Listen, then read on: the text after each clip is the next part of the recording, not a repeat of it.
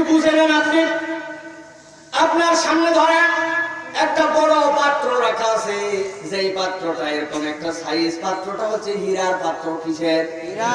বলেন তো এরকম যদি এটা হীরার সাইজের পাত্র হয়, পাত্রের দাম কত হবে বলতে পারবেন? এই সাইজের হীরাই হয়তো দুনিয়ায় নাই। ছাতা কথা মনে করছেন নাকি? তার আবার বাটি, ছাতা ঠেলা। ছোট্ট একটা নাক ফুলের দাম 10,000 টাকা, হীরা দেখাই যায় না এইটুকু। এত বড় একটা পাত্র ধরেন, তার দাম 10 কোটি টাকা। ওইটার পাশে আরেকটা পাত্র আছে যেটা সোনার, এত বড়ই, তার দাম ধরেন 2 কোটি টাকা। আরেকটা তার পাশে পাত্র আছে রূপার, এত বড়, ওই পাত্রটার দাম ধরেন 2 লক্ষ টাকা। তার পাশে একটা মাটির পাত্র আছে আপনাদের এখানকার কোন কামারের বানানো, এটার দাম হয়তো 10 টাকা।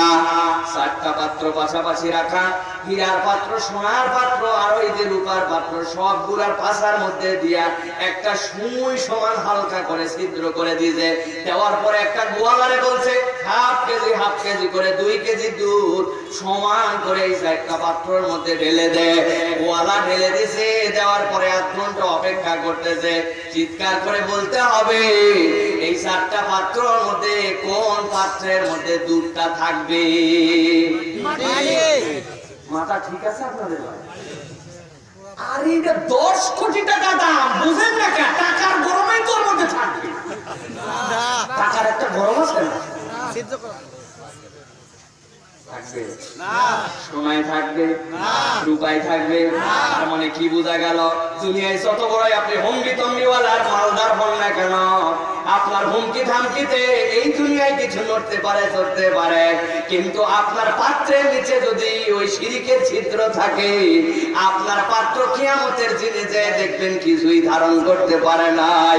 আর দুনিয়ায় যেইটার কোনো দাম নাই, খাওয়া নাই, কেউ বলে না, দুনিয়ার মধ্যে সারা জীবন খালি কথাই জমে গেল, কিন্তু ঈমান যদি মজবুত করে যেতে পারে, ওর পাত্রের দাম 10 টাকা হতে পারে, কিন্তু ওর মধ্যেই কিন্তু দুধটা থেকে যাবে।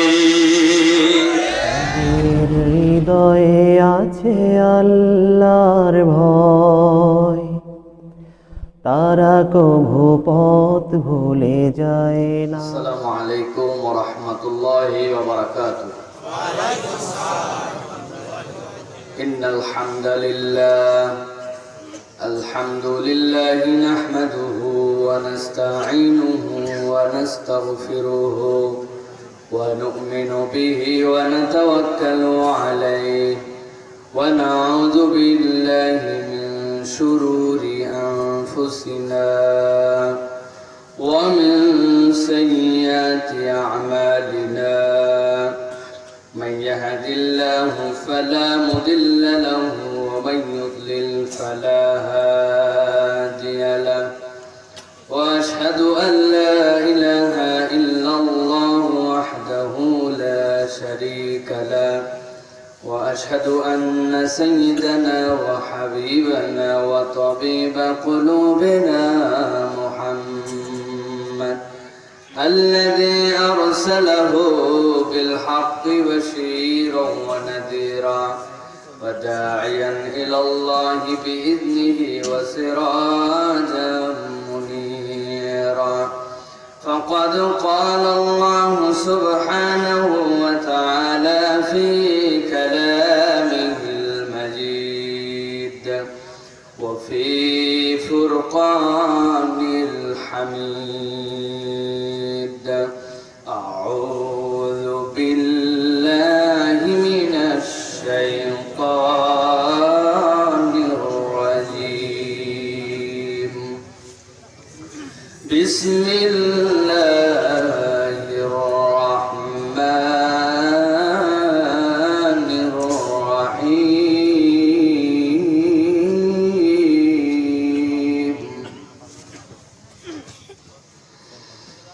ولو ترى إذ وقفوا على النار فقالوا يا ليتنا نرد ولا نكذب بآية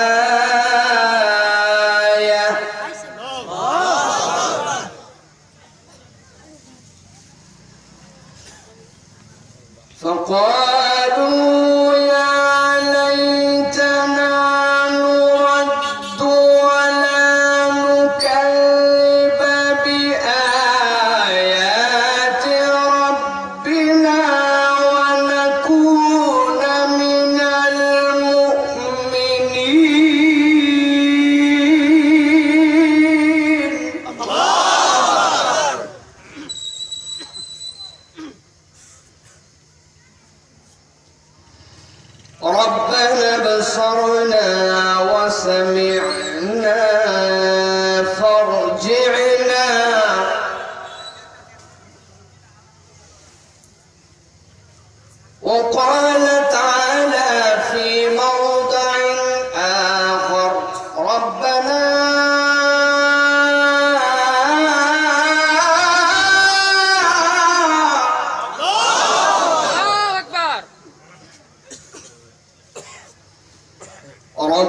أبصرنا وسمعنا فارجعنا نعمل صالحا إنا موقنون.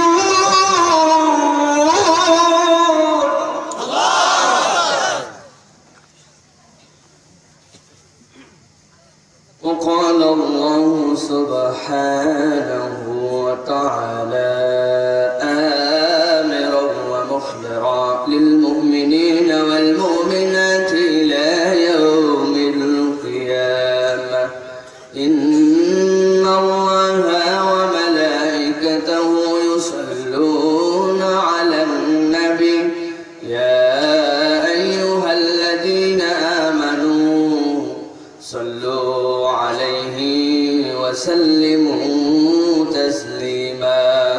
اللهم صل على محمد وعلى آل محمد كما صليت على إبراهيم وعلى آل إبراهيم إنك حميد مجيد.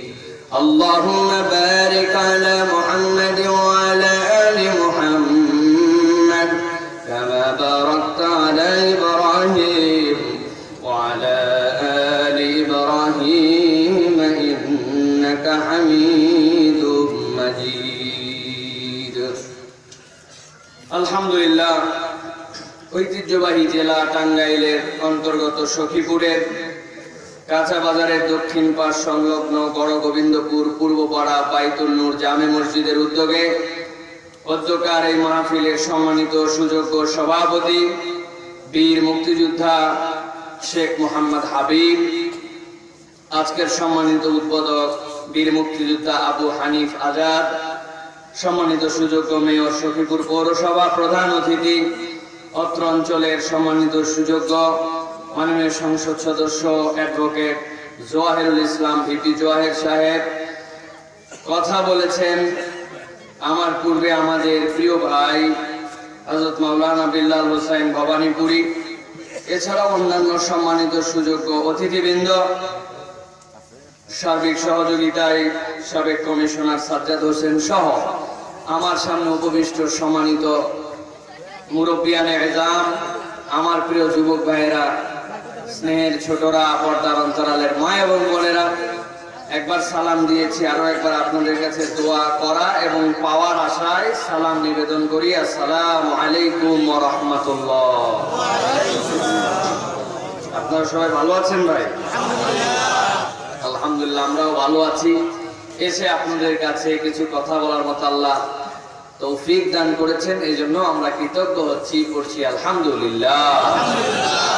প্রিয় ভাইয়েরা, আমি খুবই সংক্ষিপ্ত সময়ে কিছু কথা বলবো, তবে নির্ধারিত বিষয়ে যেটা নিয়ত করেছি সে বিষয়ে পুরো কথা বলেই যাব। আমি একটা সূত্রে বিশ্বাস করি, সূত্রটা শিখছি হচ্ছে কোরআন থেকে, আর বুঝছি হচ্ছে আমার বাড়ির পাশের গাবতলির হাট থেকে। কি বুঝছি? একবার হজে ছিলাম, থাকা অবস্থাতে আমি ফেসবুকে খবর পেয়েছি আমাদের গাবতলির হাটে একটা গরু উঠছে, গরুর দাম 20 লাখ টাকা। কত লাখ? 20 লাখ। আমার বাড়ির থেকে গাবতলি হাটে যেতে লাগে 5টা। আমি নিয়ত করছিলাম বাংলাদেশে থাকলে এই গরু না দেখে কিনতে পারি না পারি 20 লাখ টাকার গরু কুরবানি করছি, অন্তত দেখতাম গরুটা কেমন। নিয়তটা ঠিক কিনা? ওই হাটে এক লোক ওই 8 লাখ টাকা দামের গরু কিনছে, কেনার পরে 35,000 টাকা দিয়ে ট্রাক ভাড়া করছে। চিন্তা করছেন? নিয়ে গুলশানে নিয়ে গেছে। ঠিক ওই দিনই হাটে একজন রিক্সাওয়ালা, ভ্যানওয়ালা, গরিব শ্রেণীর মানুষ নিয়োগ করছে, এবার আল্লাহ তোমার জন্য একটা কুরবানি দিব। 1 বছর জড়ো করে 8,500 টাকা হয়েছে। আসার পরে ছাগলই মিলে না, 8,500 টাকায় হয়তো দাঁত হয় না, দাঁত হয়তো এ হয় না, অনেক খুঁজে খুঁজে শেষের দিকে শেষ আর কোন রকম একটা পাইছে। পাইয়ে লজ্জায় যে সাইজ, কোমরের গামছা খুলে ওর উপরতে ঢাকায়া নিজের ভ্যানে করে তুলে বাড়ি নিয়ে গেছে।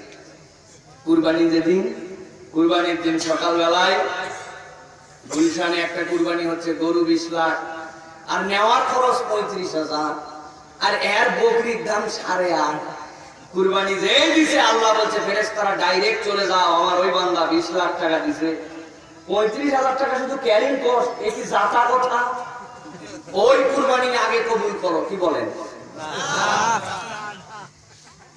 বুঝলাম না, এত দামি জিনিস। আল্লাহ রাব্বুল আলামিন বলছেন লা ইয়ানালাল্লাহ লুহুমুহা ওয়ালা দিমাউহা ওয়ালাকিন ইয়ানালুহু তাকওয়া মিনকুম। আল্লাহ তোমাদের রক্তও খায় না, গোশতও নেয় না, আল্লাহ দেখে অন্তরটা নিয়ে আল্লাহর জন্য কে আসছিল, ঠিক কি না?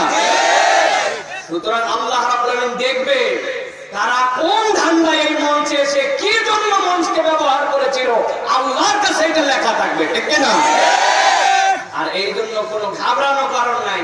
আমার সভাপতি সাহেব আমাকে অনেক উপরে তুলছেন, তুলে তুলে বলছেন লোকজন নাই হুজুর ওয়াজ করবে কি না করবে। ভাই আমিও আল্লাহর এই সূত্রে বিশ্বাস করি, এখানে যদি একজনও আছে আল্লাহর জন্য কোরআন শুনতে, আমি সাইফুল্লাহ যা নিয়ত করে আছি তাই বলে যাবো ইনশাআল্লাহ। এখানে যদি 1 কোটি লোক থাকে যা বলবো, একজন থাকলেও তাই বলবো ইনশাআল্লাহ। এই জন্য যারা আছেন অনুরোধ করবো কয়টা মানুষ একটু ধৈর্য নিয়ে থাকেন, আমরা কিছু কথা বলে জান্নাতের পুঁজি কামাই করার জন্য চেষ্টা করি, ঠিক আছে না? তবে দ্বিতীয় কিছু কথা আছে, আমি যতক্ষণ কথা বলবো এর মধ্যে আর কোনো কথা চলবে না। আমার থেকে মাইক নিয়ে সভাপতি সাহেব যদি একবার কাশি উঠায় ওর মধ্যে, আমি বিসমিল্লাহ বলে চলে যাবো, 50 পয়সাও নিয়ে যাবো না, নিজের টাকা খরচ করে আসছি, 1 টাকাও নেই, 1 টাকা না নিয়ে চলে যাবো। 1 পয়সা অগ্রিম পাঠায় নাই আমার, যে হুজুর আপনার কাছে আটকা আছে, কোনো আটকা নাই আমার।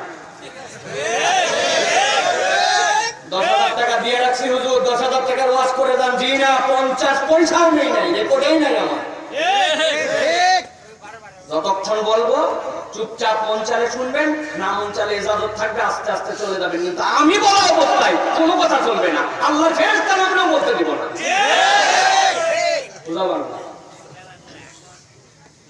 প্রিয় ভাইরা, আল্লাহ রাব্বুল আলামিন তার কোরআনুল কারীমের মধ্যে আপনার আমার জন্য বড়ই নিয়ামত দান করেছেন। এই কোরআনের উসিলায় মানুষ জড়ো হয়, আর কোথাও মানুষ যেতে চায় না।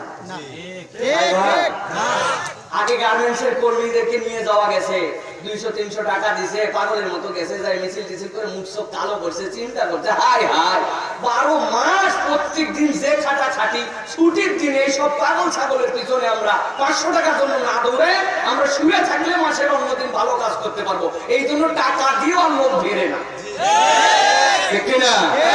বিরিয়ানি দিয়েও লোক আনা যায় না, একমাত্র কোরআন শোনার জন্য এখন পর্যন্ত বাংলার মুসলমান আছে, ঠিক না? বুঝতে হবে এটা হচ্ছে ঈমানের জজবা বান্দাদের, আল্লাহ আমাদের মধ্যে ঈমান দিয়েছেন, ঠিক না? দ্বিতীয় আরো একটা কথা আছে, আমাদের যে ভাই সাহেবেরা জনপ্রতিনিধি হিসাবে আসতে চান, উনারাও ঈমানদার মুসলমান বলে এই মঞ্চে আসছে, ঠিক না? আপনাদের এখানে যদি নন মুসলিম কোন প্রার্থী হয়, উনি স্টেজে এসে বক্তব্য দিছে, তাহলে উনারা সবাই মুসলমান, উনারা আল্লাহ রাসূল ভালোবাসে, উনাদের টাকা পয়সা আল্লাহ দিছে, 2 টাকা আল্লাহর ঘরের জন্যই দিছে, ঠিক না? সুতরাং তাদেরকেও দূরে ঠেলে দিবেন আপনি, একদম ভালো লাগতেছে না, চলবে না, এগুলো বলা চলবে না। আমরা সবাইকে নিয়ে জান্নাতে যেতে চাই। আল্লাহ জান্নাতে যাওয়ার পর দেখবে তুই আওয়ামী লীগ করিস কিনা, নাকি দেখবে না? বিএনপি, জাতীয় পার্টি, আল্লাহ কি দেখবে? আল্লাহ দেখবে তুই ঈমান ঠিক করে আসছিস কিনা, দুনিয়ার পার্টির খেতা পুরি, ঠিক না? এই জন্য প্রিয় ভাইয়েরা, আমরা কাউরে দূরে ঠেলতে চাই না, আমরা সবাই বুকে নিয়ে একসাথে আল্লাহর জান্নাতে থাকতে চাই। রাজি আছেন? আল্লাহ কবুল করুন, বলেন আল্লাহুম্মা আমিন। আজকের মাহফিলের জন্য একটা বোনাস ঘোষণা হচ্ছে, যাদের বয়স এখন পর্যন্ত 35 আপ করছে, 35 প্লাস, তাদেরকে ছুটি দিয়ে দেওয়া হলো। আপনারা মেহেরবানি করে বাড়িতে চলে যেতে পারেন, আপনাদের কোনো আবদার নাই, আপত্তি নাই, আপনাদেরকে আটকায় রাখা হবে না, থাকতেও বলা হবে না, আপনাদের ছুটি, কারণ আপনাদের কোনো ওয়াজ আজকে করা হবে না। যা ওয়াজ হবে 35-এর নিচে, আপনি থেকে কি করবেন? উঠায় সভাপতি সাহেব আপনি যেতে পারেন ইচ্ছা করলে, এখন ছুটি যাওয়া আছে, তারপরেও যদি থাকতে চান এটা আপনাদের ব্যাপার, ঠিক না? কিন্তু 35-এর নিচে যেগুলো, এগুলো 1 টাকায় বাটাম ফাটায় ফেলা হবে, ঠিক না? বাইরে দাঁড়ায় আসবেন, ভিতরে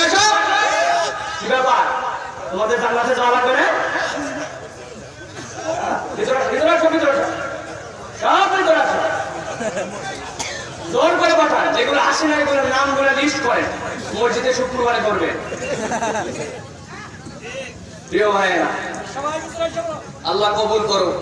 আজকে আমরা সংক্ষিপ্ত সময়ে যে বিষয়ে কথা শুনবো সে বিষয়টা হচ্ছে আল্লাহ রাব্বুল আলামিন কুরআনুল কারীমের মধ্যে তাবৎ পৃথিবীর মানুষকে জানিয়েছেন এমন কতগুলা বিধিবিধান, যেই বিধিবিধানগুলা দিয়ে আল্লাহ রাব্বুল আলামিন মূলত তার বান্দাদেরকে বাঁচায় দিতে চান। উন্মুক্ত কতগুলা প্রশ্ন আল্লাহ দিয়েছেন, সেই প্রশ্নের মাধ্যমে বান্দা ভালো করে প্রস্তুতি নিয়ে আল্লাহর কাছে যদি আসে, তাহলে আল্লাহ রাব্বুল আলামিন ওই বান্দাদেরকে ওই প্রশ্নের প্রস্তুতির আলোকে বাঁচায় দিবেন। সুবহানাল্লাহ বলেন।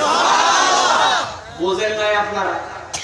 একটা ছেলে 1 বছর ধরে ক্লাস 9 এ পড়ে, যেই সাবজেক্টগুলো স্কুলে পড়ে ওই সাবজেক্টগুলো আবার প্রাইভেট টিচারের কাছেও পড়ে, করে কিনা?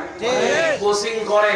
স্যারের কাছে যাওয়ার পরে বলে, স্যার সামনে তো পরীক্ষা চলে আসলে কিছু স্যার প্রশ্নটা অন্তত দেন। বলে একবারে থাপ্পড় দিয়ে তার ফলাই দিব। এত সাজেশন দিয়েছি 30টা পর 5-6টার মধ্যে থেকে আসবে, বলে কিনা? ওই স্যারই ক্লাস করায়, ওই স্যারের কাছে কোচিং করে, ওই স্যারই প্রশ্ন করে, তাও প্রশ্ন দেয় না। আবার লেখার পরে খাতা যখন দেখে, ওরে কৃপণের মতো খাতা দেখে, একটা বানান ভুল করলে হাফ মার্ক করে কাটা। এখন 5 মার্কের পরীক্ষা, 15টা বানান ভুল করছে। কত মার্ক গেছে? 7.5। ক্লাসের মধ্যে পরীক্ষা 2.5 মার্ক নাই। এখন কি করবে? কোন তো ভুল চাইতা না, ডবল ছিল কিছু নম্বর তো উল্টা ছাড় পায়। ওই সারি আমাদের যেই স্যারের কাছে 12 মাস পড়লাম এত কঠিন করতে চায়, আর আমার আল্লাহ বলতেছে, বান্দা আমি তোর এমন রব, কিয়ামতে তোর কঠিন দিন হবে, পরীক্ষা হবে, পুরস্কার দিব, কিন্তু আমি আল্লাহ এমন কতগুলা পরিস্থিতি কিয়ামতের দিনে হবে যেই দিন যে আফসোস করবি, তোর যেন আফসোস করা না লাগে। এই জন্য আমি কোরআনে জানালাম কেমনে তুই এটার থেকে বাঁচবি, তার জন্য সেই পদ্ধতি বললাম। আমি একজন শিক্ষক পাঠালাম, যে ভালো করে ওই প্রশ্নটা বুঝায়া পড়ায়া ট্রেনিং দিয়ে ইনকোর্স টিউটোরিয়াল সব রেডি করে আমার কাছে যেন আসতে পারিস। আমি আল্লাহ এই রকম করে তোর কাছে প্রশ্ন অগ্রিম জানাই দিলাম। এইরকম 9টা আফসোস কিয়ামতের দিনে আল্লাহর কাছে যাই করতে হতে পারে আমাদের। সেই আফসোসের কারণগুলা আল্লাহ বান্দাদেরকে আগেই জানাইছেন। আজকে আমাদের আলোচ্য বিষয় কিয়ামতের ময়দানের 9টা আফসোস, তার কারণ এবং তা থেকে উত্তরণের উপায়। সময় 1 ঘন্টা। কয় ঘন্টা?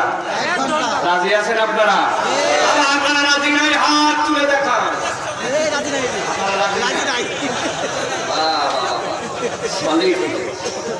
খেয়াল করে তুলে রাজি আছেন সবাই? আর টান করে তোলেন 2টা, শক্ত করেন। টান হইছে? দেখি এবার উড়া ধুরায় একবার একটা আল্লাহর জন্য একটা তাকবীর দেওয়া লাগবে। পারবেন? এখানে হিম্মত করে তাকবীর দেন তো। লিল্লাহে তাকবীর। আরো জোরে লিল্লাহে তাকবীর। আল্লাহ কবুল করে। আল্লাহুম্মা আমিন। আমার আল্লাহ রাব্বুল আলামিন তাবৎ পৃথিবীর মানুষকে জানাচ্ছে, দুনিয়ার মানুষ তোমরা ভালো করে প্রস্তুতি নিয়ে আমার কাছে আসো। এই দুনিয়ার জীবনটাই একমাত্র জীবন নয়।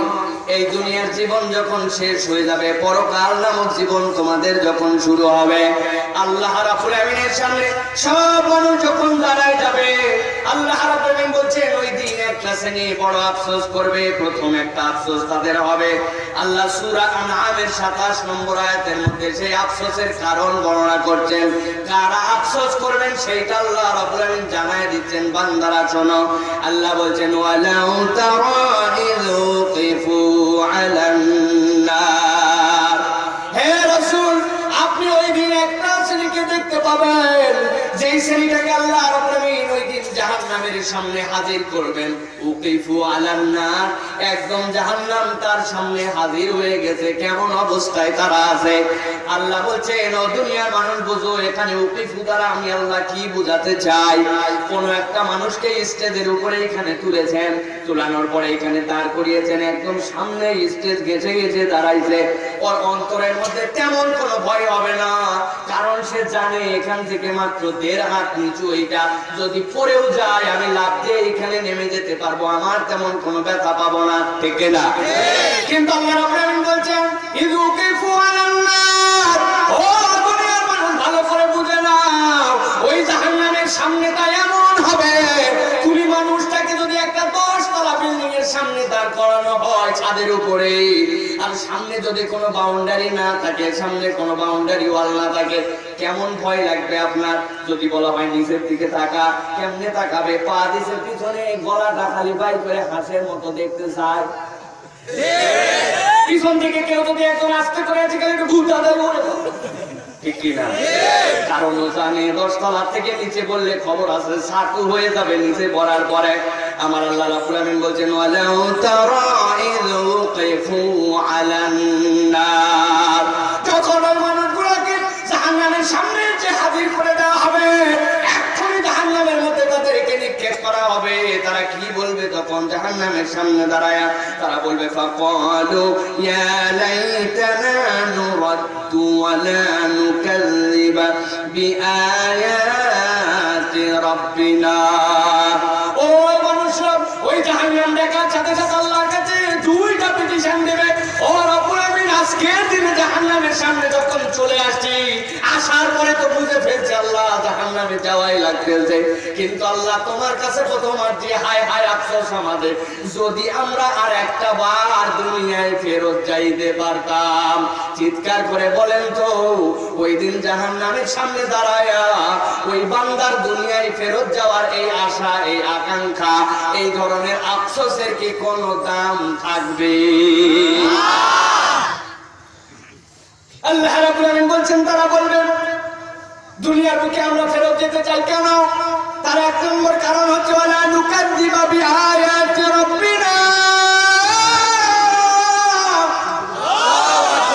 আজকে যদি আমরা দুনিয়ার বুকে একবার ফেরত যাইতে পারতাম, ও আল্লাহ তোমার কাছে বলছি আমরা কঠিন একটা অপরাধ করে এসেছিলাম, ওই অপরাধটা করতাম না। কি অপরাধ করছো?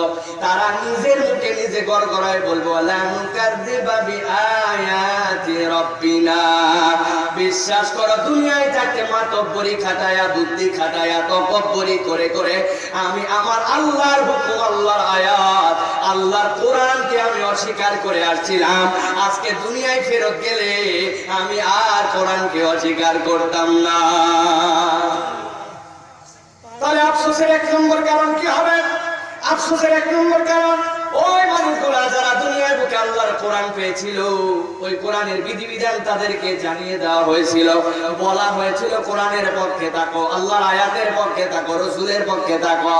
আল্লাহর রাসূল সাল্লাল্লাহু আলাইহি সাল্লামের প্রতিনিধি হিসাবে উলামায়ে কেরাম তাদেরকে কোরআনের বিধিবিধান জানাইছিল, কিন্তু কোরআনের বিধিবিধান তারা অস্বীকার করে নিজের বুদ্ধি, মাতব্বরি, তকব্বরি খাটায়া যেই মানুষগুলা কোরআন স্বীকার করে না, আয়াত স্বীকার করে নাই, আমার আল্লাহ বলছেন ওই দিন যাওয়ার পরে তাদের আফসোস হবে এইটা।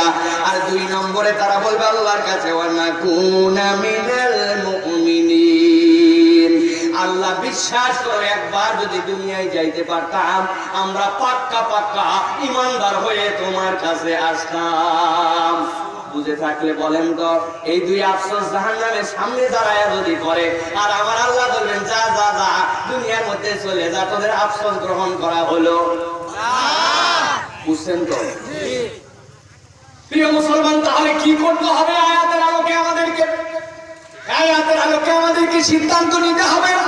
আমার আল্লাহ রাব্বুল আমিন আপনার আমার জন্য যে আয়াতে কারিমা দিয়েছেন, আপনার আমার জন্য রব্বুল আমিন যে নির্দেশনা কোরআনের মধ্যে বিধিবিধান আকারে দিয়েছেন, ওই বিধিবিধান আপনার আমার বুঝের মধ্যে আসুক বা না আসুক, আল্লাহর বিধান বলার পরে আপনাকে সেটা মেনে নিতে হবে, ঠিক না? আমাদের সমাজে কি তা আছে? আমাদের সমাজে সব হুজুর মিলেও যদি একজোট হয়ে একটা কথা বলে, আপনার নিজের কিছু হুজুর আছে উনারা আপনারে তাও বোঝায় না, না এগুলা ব্যাকগুণ হুজুর, পাগল, এদের কথা নেওয়া যাবে না। আবার আল্লাহ রাব্বুল আলামিন বলছেন ওই মানুষগুলোর একদিন বড় বড় ভয়াবহ পরিণতি হবে। ওই মানুষগুলোর কাছে কোরআনের মেসেজ দেওয়া হয়েছিল, কোরআনের বিধিবিধান উদ্ধার প্রকাশিত হয়েছিল, কিন্তু এই মানুষগুলা কোরআনের বিধিবিধান নেয় নাই। আর 2 নম্বর কি করে নাই, 2 নম্বর ওই মানুষগুলাকে বারবার বলা হয়েছে তোমরা পূর্ণ ঈমানদার হও, তোমরা পূর্ণভাবে মুমিন হও, পূর্ণভাবে ইসলামে দাখিল হও, কিন্তু এই মানুষগুলা পূর্ণাঙ্গ মুমিন হয় নাই। এই 2 অপরাধে আল্লাহ বলছেন জাহান্নামে ফেলার আগে ওদের মুখ দিয়ে আল্লাহ এই আফসোস করায় নিবেন। নাউযুবিল্লাহ। প্রিয় মুসলমান, একটা বার্তা ভালো করে বুঝে নেন। ধরেন কোন একটা মানুষ পূর্ণ কোরআন বিশ্বাস করে, পূর্ণ কোরআনকে নিজের জীবনে বাস্তবায়ন করতে চায়, পূর্ণ কোরআনকে সে মেনে নিয়েছে, তাহলে সে শতভাগ মুসলমান, ঠিক কিনা? আর একটা মানুষ ধরে অর্ধেক কোরআন মানে অর্ধেক নিজে নিজে মানতেছে, স্বীকার করতেছে, তাহলে সে হচ্ছে 50% মুসলমান, ঠিক কিনা? ঠিক। বাহ, দারুণ তো, আপনারা হুজুরের সাথে ঠিক দিচ্ছেন। মানে একজন শতভাগ মানলে 100%, আর একজন অর্ধেক কোরআন মানলে 100% মুসলমান।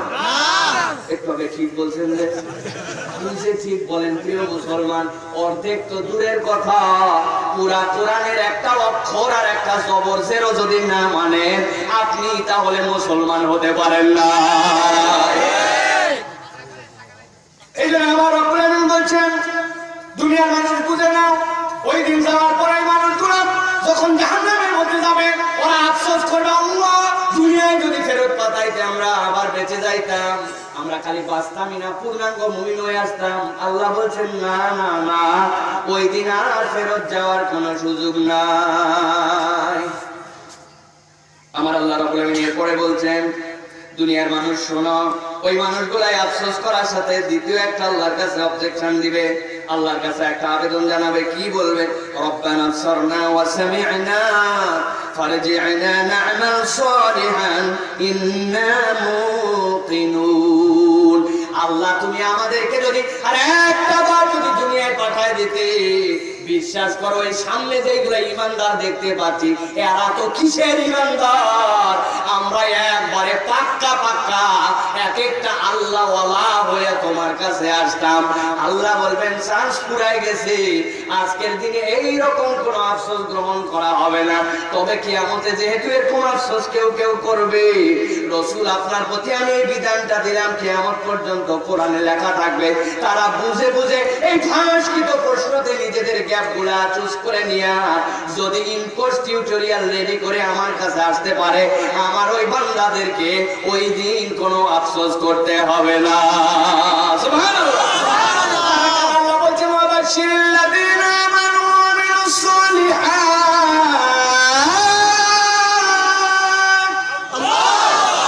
আল্লাহ বলছেন ওরাই হচ্ছে ইমানদার। হে রাসূল আপনি তাদের ব্যাপারে যে জানায় দেন, তাদের ব্যাপারে খোঁজ খবরই দেন। এই গ্রুপের বিপরীত গ্রুপই হচ্ছে যারা দুনিয়ার বুকে শত বাধা এসেছিল, নানান ধরনের মানুষ নানান বুঝে তারে বুঝাইছিল, কেউ বা দলীয় কনসেপ্ট বুঝাইছে, কেউ বা রাজনৈতিক কনসেপ্ট বুঝাইছে, কেউ বা আদর্শিক কনসেপ্ট বুঝাইছে, কেউ বা স্বার্থের কনসেপ্ট বুঝাইছে, কেউ বা ব্যবসায়িক কনসেপ্ট বুঝাইছে, সব বুঝে নিছে। কিন্তু সর্বশেষ যখন বুঝছে আমার আল্লাহ আমার রাসূল আমার ঈমানের কনসেপ্টে এইগুলা কোনোটাই যায় না, ওই বান্দা সবগুলারে লাথি মেরে ফেলে আমার আল্লাহর কনসেপ্টে ঈমানের পথে অবিচল ছিল।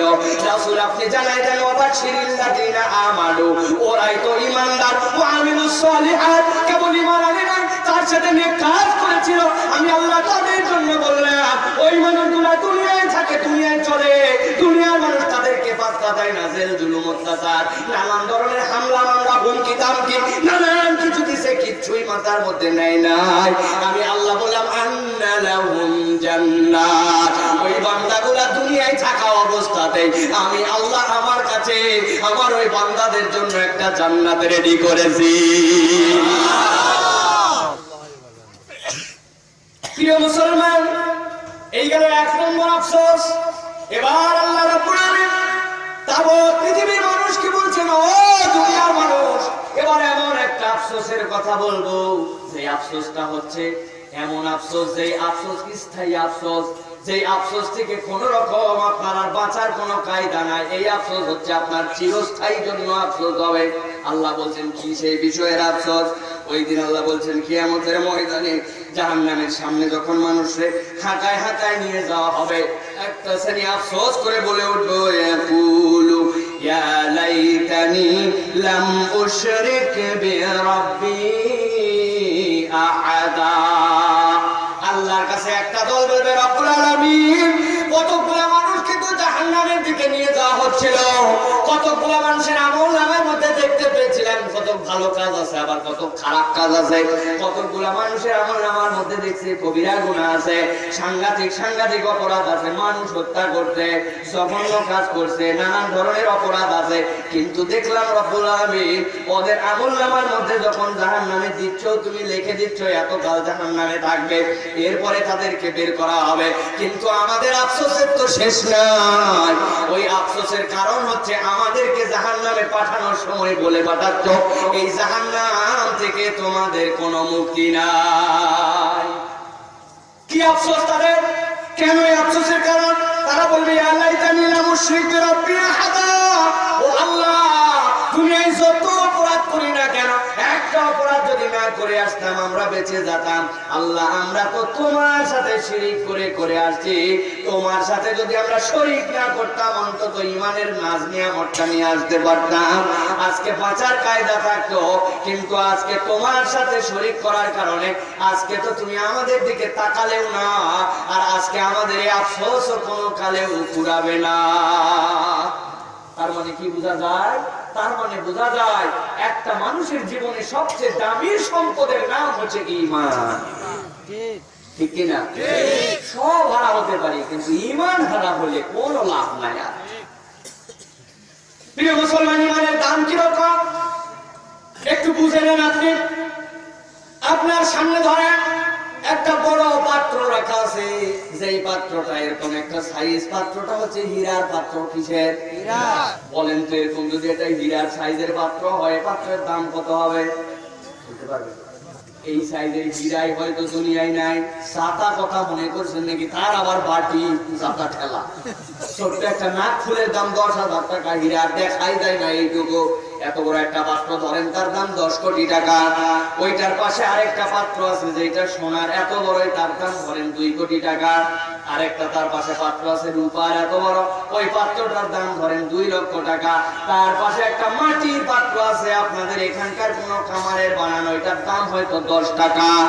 4টা পাত্র পাশাপাশি রাখা, হীরার পাত্র, সোনার পাত্র আর ওই যে রূপার পাত্র, সবগুলার পাশার মধ্যে দিয়া একটা সুই সমান হালকা করে ছিদ্র করে দিয়েছে। দেওয়ার পরে একটা গোয়ালারে বলছে হাফ কেজি করে 2 কেজি দুধ সমান করে এই একটা পাত্রের মধ্যে ঢেলে দে। গোয়ালা ঢেলে দিছে, দেওয়ার পরে 1 ঘন্টা অপেক্ষা করতেছে। চিৎকার করে বলতে হবে, এই 4টা পাত্রের মধ্যে কোন পাত্রের মধ্যে দুধটা থাকবে? মাথা ঠিক আছে আপনাদের? আরে এটা 10 কোটি টাকা দাম, বুঝেন না কেন? টাকার গরমেই তোর মধ্যে থাকবে। টাকার একটা গরম আছে না? থাকবে না, সোনায় থাকবে না, রূপায় থাকবে না। তার মানে কি বোঝা গেল? দুনিয়ায় যত বড় আপনি হুমকি তম্বিওয়ালার মালদার হন না কেন, আপনার হুমকি ধামকিতে এই দুনিয়ায় কিছু নড়তে পারে, চড়তে পারে, কিন্তু আপনার পাত্রের নিচে যদি ওই শিরিকের ছিদ্র থাকে, আপনার পাত্র কিয়ামতের দিনে যে দেখবেন কিছুই ধারণ করতে পারে নাই। আর দুনিয়ায় যেইটার কোনো দাম নাই, খাওয়া নাই, কেউ গুনে না, দুনিয়ার মধ্যে সারা জীবন খালি কথাই চলে গেল। কিন্তু ঈমান যদি মজবুত করে যেতে পারে, ওর পাত্রের দাম 10 টাকা হতে পারে, কিন্তু ওর মধ্যেই কিন্তু দুধটা থেকে যাবে। আল্লাহ রাব্বুল আলামিন এই জন্য বলছেন, ওই কিয়ামতের দিনে মানুষের আফসোস হবে, তারা বলবে ইয়াকুলু ইয়া লাইতানি লাম উশরিক। হে আল্লাহ, আমি যদি শিরিককারী না হতাম, আল্লাহ আমি যদি শিরিককারী না হতাম। আফসোস আর আফসোস, সেই মানুষগুলা আর কিছুই ছিল না মনে করেছিলাম, কিন্তু পাত্রের তলায় ছিদ্র ছিল না। আর আমি ঈমান বিশুদ্ধ না করে আসার কারণে আজকে আমার আমল নামায় কিছুই পাই না। এই জন্য প্রিয় ভাইরা, দাওয়াতের ক্ষেত্রে উলামায়ে কেরাম রাসূলুল্লাহ সাল্লাল্লাহু আলাইহি ওয়াসাল্লামের উসুল বর্ণনা করেছেন। তারা বলছেন দাওয়াতের প্রথম কাজ হচ্ছে তাওহীদ শেখানো। কি শেখানো? তাওহীদ, আকীদা শেখানো। আপনার আকীদা যদি বিশুদ্ধ না হয়, আপনি যদি তাওহীদ না বোঝেন, তাওহীদ উলুহিয়া, রুবুবিয়া, আসমা ও সিফাত, আল্লাহ রাব্বুল আলামিনের কোন কথা বলা যায়, কোন কথা বলা যায় না, এইগুলো যদি আকীদা ঠিক না হয়, তাহলে আমাদের আর বাঁচার কোনো কায়দা থাকবে না। কোন কথা ঈমান চলে যায় আমরা নিজেরাই জানি না। আমাদের অনেক বুজুর্গ দেখতে শুনতে খুব সুন্দর, পাঞ্জেগানা মুসল্লি পর্যন্ত এমন কথা বলে, ভাই সাহেব কোথায় চললেন? কয় আল্লাহ রাসূলের নামে ঢাকার দিকে রওনা দিছে। কার নামে দিছে?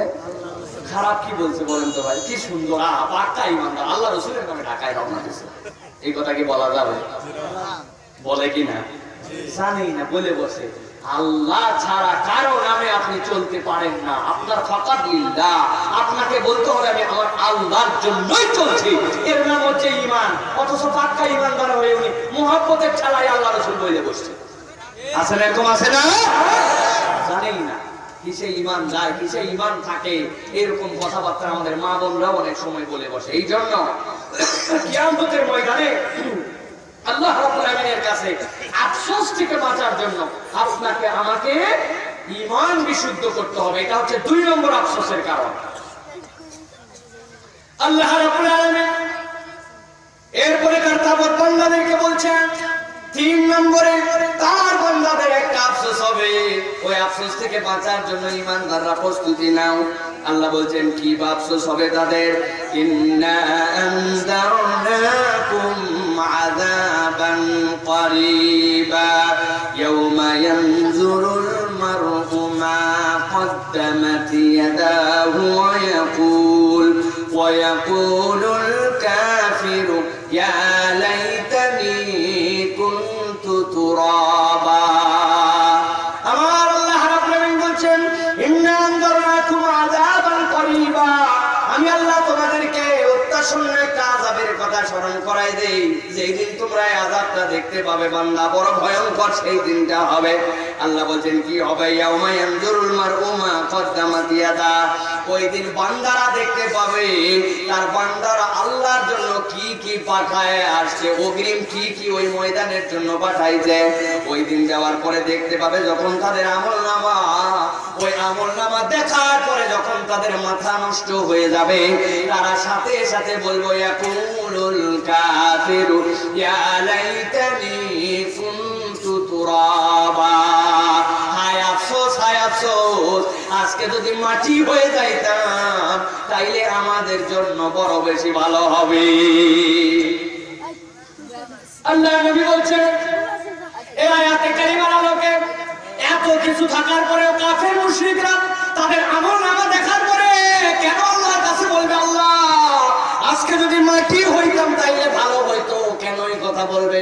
মুসনাদে আহমদের হাদিসের মধ্যে আসতেছে চমৎকার একটা ঘটনা আল্লাহ নবী বলেছেন।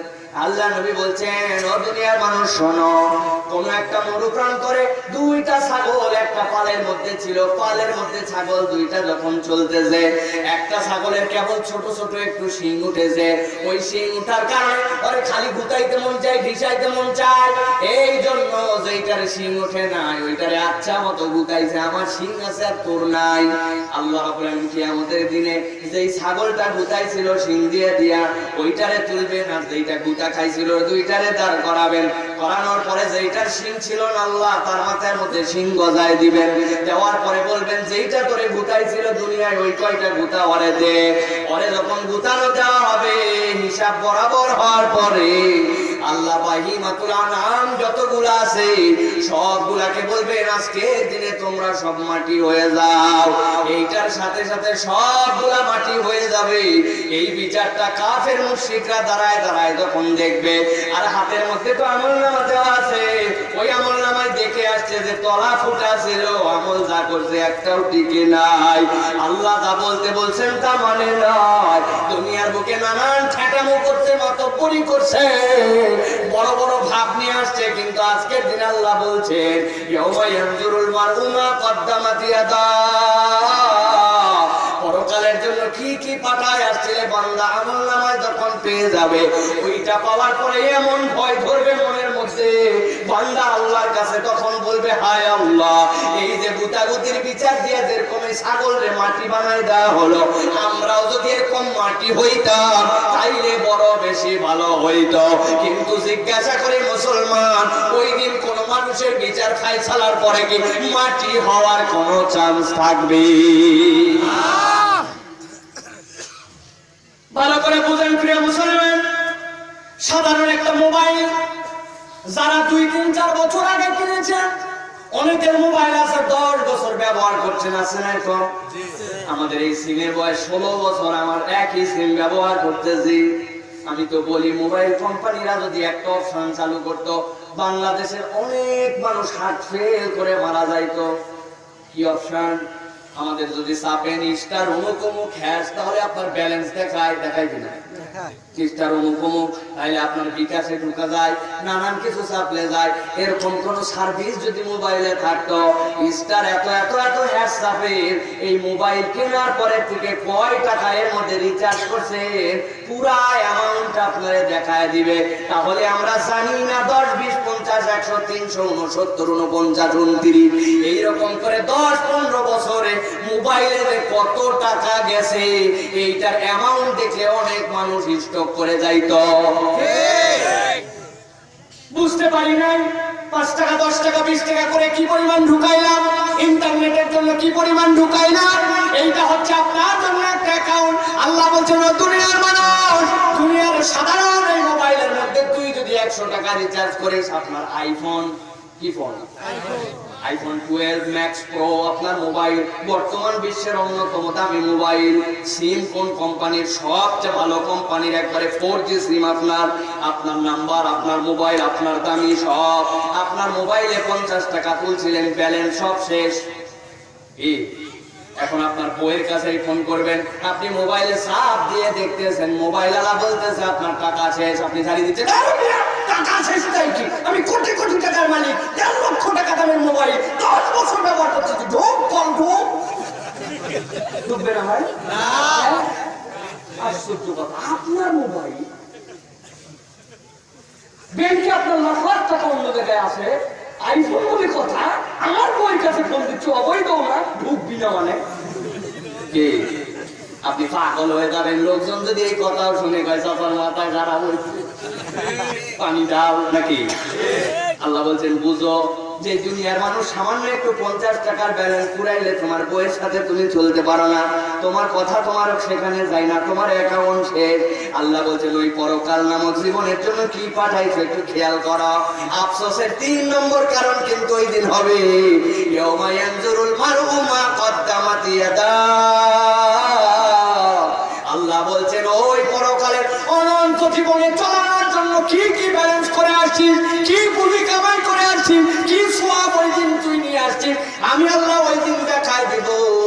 দেখানোর পরে বান্দারা যখন দেখবে, হায় হায়, আমার পরকালের জন্য কিছুই নাই, অ্যাকাউন্টে কিছু নাই, আফসোস করে সাথে সাথে বলবে, আল্লাহ, আজকের দিন ওই গরু ছাগলের মতো যদি আমরা মাটি হইতাম তাহলে বড় ভালো হইতো।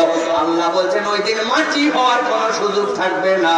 এই জন্য আমি আল্লাহ জানাই দিলাম, ভালো করে বুঝে নাও, ওই মাটি হওয়া যেন, এই কথা যেন মুখ দিয়ে তোমার বলতে না হয়, তার জন্য দুনিয়া থেকে বান্দা প্রস্তুত হয়ে আসো। 3 নম্বরটা বুঝছেন তাহলে? এবার 4 নম্বর কারণে চলেন। বড় কঠিন কথা আল্লাহ বলেছেন, আগের কথার সাথে কিন্তু মিল আছে। আমার আল্লাহ রাব্বুল আমিন বলছেন, ইয়াকুলু ইয়া লাইতানি কদ্দামতু লিহায়াতি ফায়াউমাইযিন লা ইউআযযিবু আযাবাহু আহাদ ওয়া লা ইউসিকু ওয়াসাকাহু আহাদ।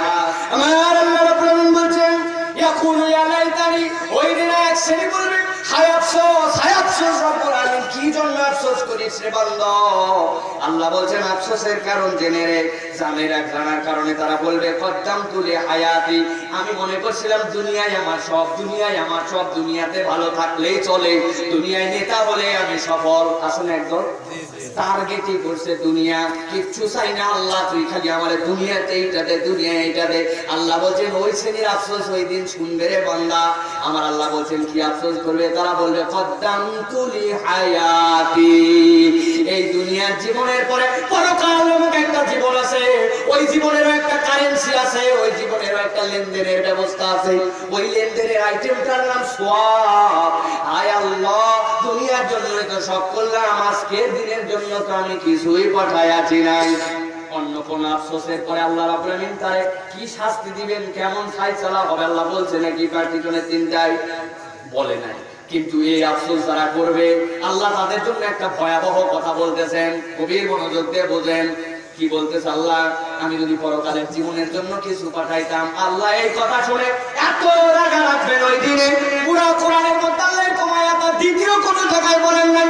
আল্লাহ বলেন ফায়াউমাইদিল্লাহ ইউআযিবু আযাবাহু আহাদ ওয়ালা ইউসিকু আযাবাহু আহাদ। আমার বান্দা জেনে রাখো, সেই বান্দারা ওই দিন আমার কাছে আসার পরে খালি মুখ দিয়ে বলবে পরকালের জীবনের জন্য কিছু যদি করে আসতে পারতাম।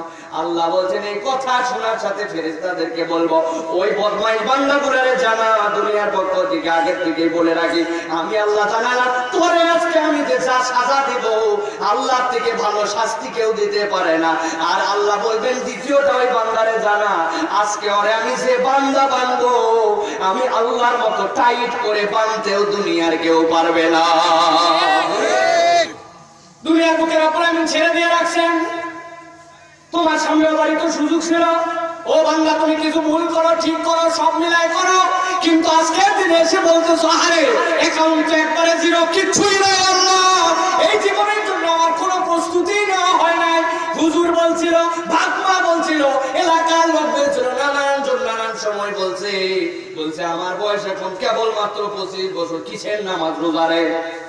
হ্যাঁ, কখন থেকে ধরবি? 40 খালি পার হয় না। কি মুরব্বী, আপনার হজ ফরজ হয়েছে 40 বছর বয়সে, আপনি হজে যান না কেন? বলে এখন হজে গেলে হজ ধরে রাখতে পারবো নাকি? 50 বছর পার হজ করে আছে, পাক্কা মুসল্লি, সুদ ঘুষ আর কিছুই খাবো না। আল্লাহ বলছেন এই ধরনের টাউট যেগুলা থাকবে রব্বুল আলামিন সাথে সাথে ওইগুলারে ধরে আনবেন। ধরে আনার পরে কি বলবেন আল্লাহ? আল্লাহ রব্বুল আলামিন সাথে সাথে ওইগুলারে বলবেন আজকের দিনে আমি আল্লাহ তোমাদের জন্য জানালাম এমন বান্দা আজকে বানবো, আর এমন শাস্তি আমি আল্লাহ আজকে তোমাকে দিব, তোমার বুদ্ধি বিবেচনায় কুলাবে না। এর আগের 3টা জায়গাতে আল্লাহ কোন ঘোষণা দেন নাই, কেবল তাদের এই আফসোস আর হতাশার কথা জানাইছেন। কিন্তু আল্লাহ এই সাবজেক্টে এমন রাত আগেই জানাই রাখলেন, ওই দিন যে যদি শব্দ উচ্চারণ করি আমি আল্লাহ বলবো এমন দেওয়া দিব, এমন বাধা বাঁধবো, বান্দা টের পাবি ওই দিন কিন্তু আল্লাহর এই ধরা আর আল্লাহর আযাব থেকে বাঁচার কোনো কায়দা থাকবে না। থাকবে না। কি করতে হবে তাহলে? করতে হবে এই দুনিয়া থেকে আমাকে কিছু আমার ওই অ্যাকাউন্টের জন্য কারেন্সি নিয়ে যেতে হবে, কিছু চালান আমাকে দুনিয়া থেকে ওই পরকালের জীবনের জন্য পাঠাতে হবে, ঠিক না? কিন্তু আমরা তো দুনিয়ার বুকে এমন কতগুলা কাজ করে যাচ্ছি, যাওয়ার পরে আমরা দেখতে পাবো দুনিয়ায় কিছু ভালো কাজও করি, কিন্তু যাওয়ার পরে আমরা দেখবো বাবা ওই দিন এমন কতগুলা লোক আপনার আমার বিরুদ্ধে কেস নিয়ে আসবে, যেই কেসের ডিসমিস করতে করতে আমার সব শেষ। কারা নিয়ে আসবে এই কেস? আল্লাহ নবী সাল্লাল্লাহু আলাইহি সাল্লাম বলেছেন, অনেকবার এই হাদিসটা শুনেছেন, আজকে একটু ভিন্নভাবে শুনেন তো। আল্লাহ নবী সাহাবীদেরকে জিজ্ঞাসা করলেন তোমরা মুফলিসকে চিনো কিনা, দরিদ্র মানুষকে চিনো কিনা? সাহাবীরা বলেন চিনি না। মানে কি ইয়া রাসূলুল্লাহ? আমরা চিনবো না মানে মানহুমলা দিনার ওয়ালা দিরহাম, যাদের কোনো দিনার নাই দিরহাম নাই ওরাই তো হচ্ছে দরিদ্র, ঠিক কি না? টাকা পয়সা নাই যাদের, তাদেরই তো দরিদ্র, তারাই তো দুনিয়ার বুকে বড় পিছিয়ে আছে। আল্লাহ নবী বললেন ও আমার সাহাবীরা, দুনিয়ার আপাত দৃষ্টিতে এদেরকে তোমাদের দরিদ্র মনে হলেও আমি আজকে তোমাদের জন্য দেউলিয়া আর চূড়ান্ত দরিদ্র কারা তাদের পরিচয়টা জানায় রাখি। কারা ইয়া রাসূলুল্লাহ? কিয়ামতের দিনে গেছে, যাওয়ার পরে দেখে বাপরে বাপ 10-15টা উমরা, নামাজ, হজ, নানান কিছু দিয়ে তারা নামার মধ্যে আছে, সওয়াব আছে। কিন্তু আল্লাহ যখন বিচারের কাঠগড়া দাঁড় করাবেন, বিচার যখন শুরু হবে তখন দেখা যাবে ডানের থেকে একজন এসে বলছে আল্লাহ এর বিরুদ্ধে আমার পিটিশন আছে, বামের থেকে এর বিরুদ্ধে আমার পিটিশন আছে, ছোট একজন পিটিশন আছে। তার একজন কর্মী যে ছিল, কর্মী বলছে আল্লাহ ওই লোক আমার একটা গালি দিয়েছিল, পিটিশন আছে।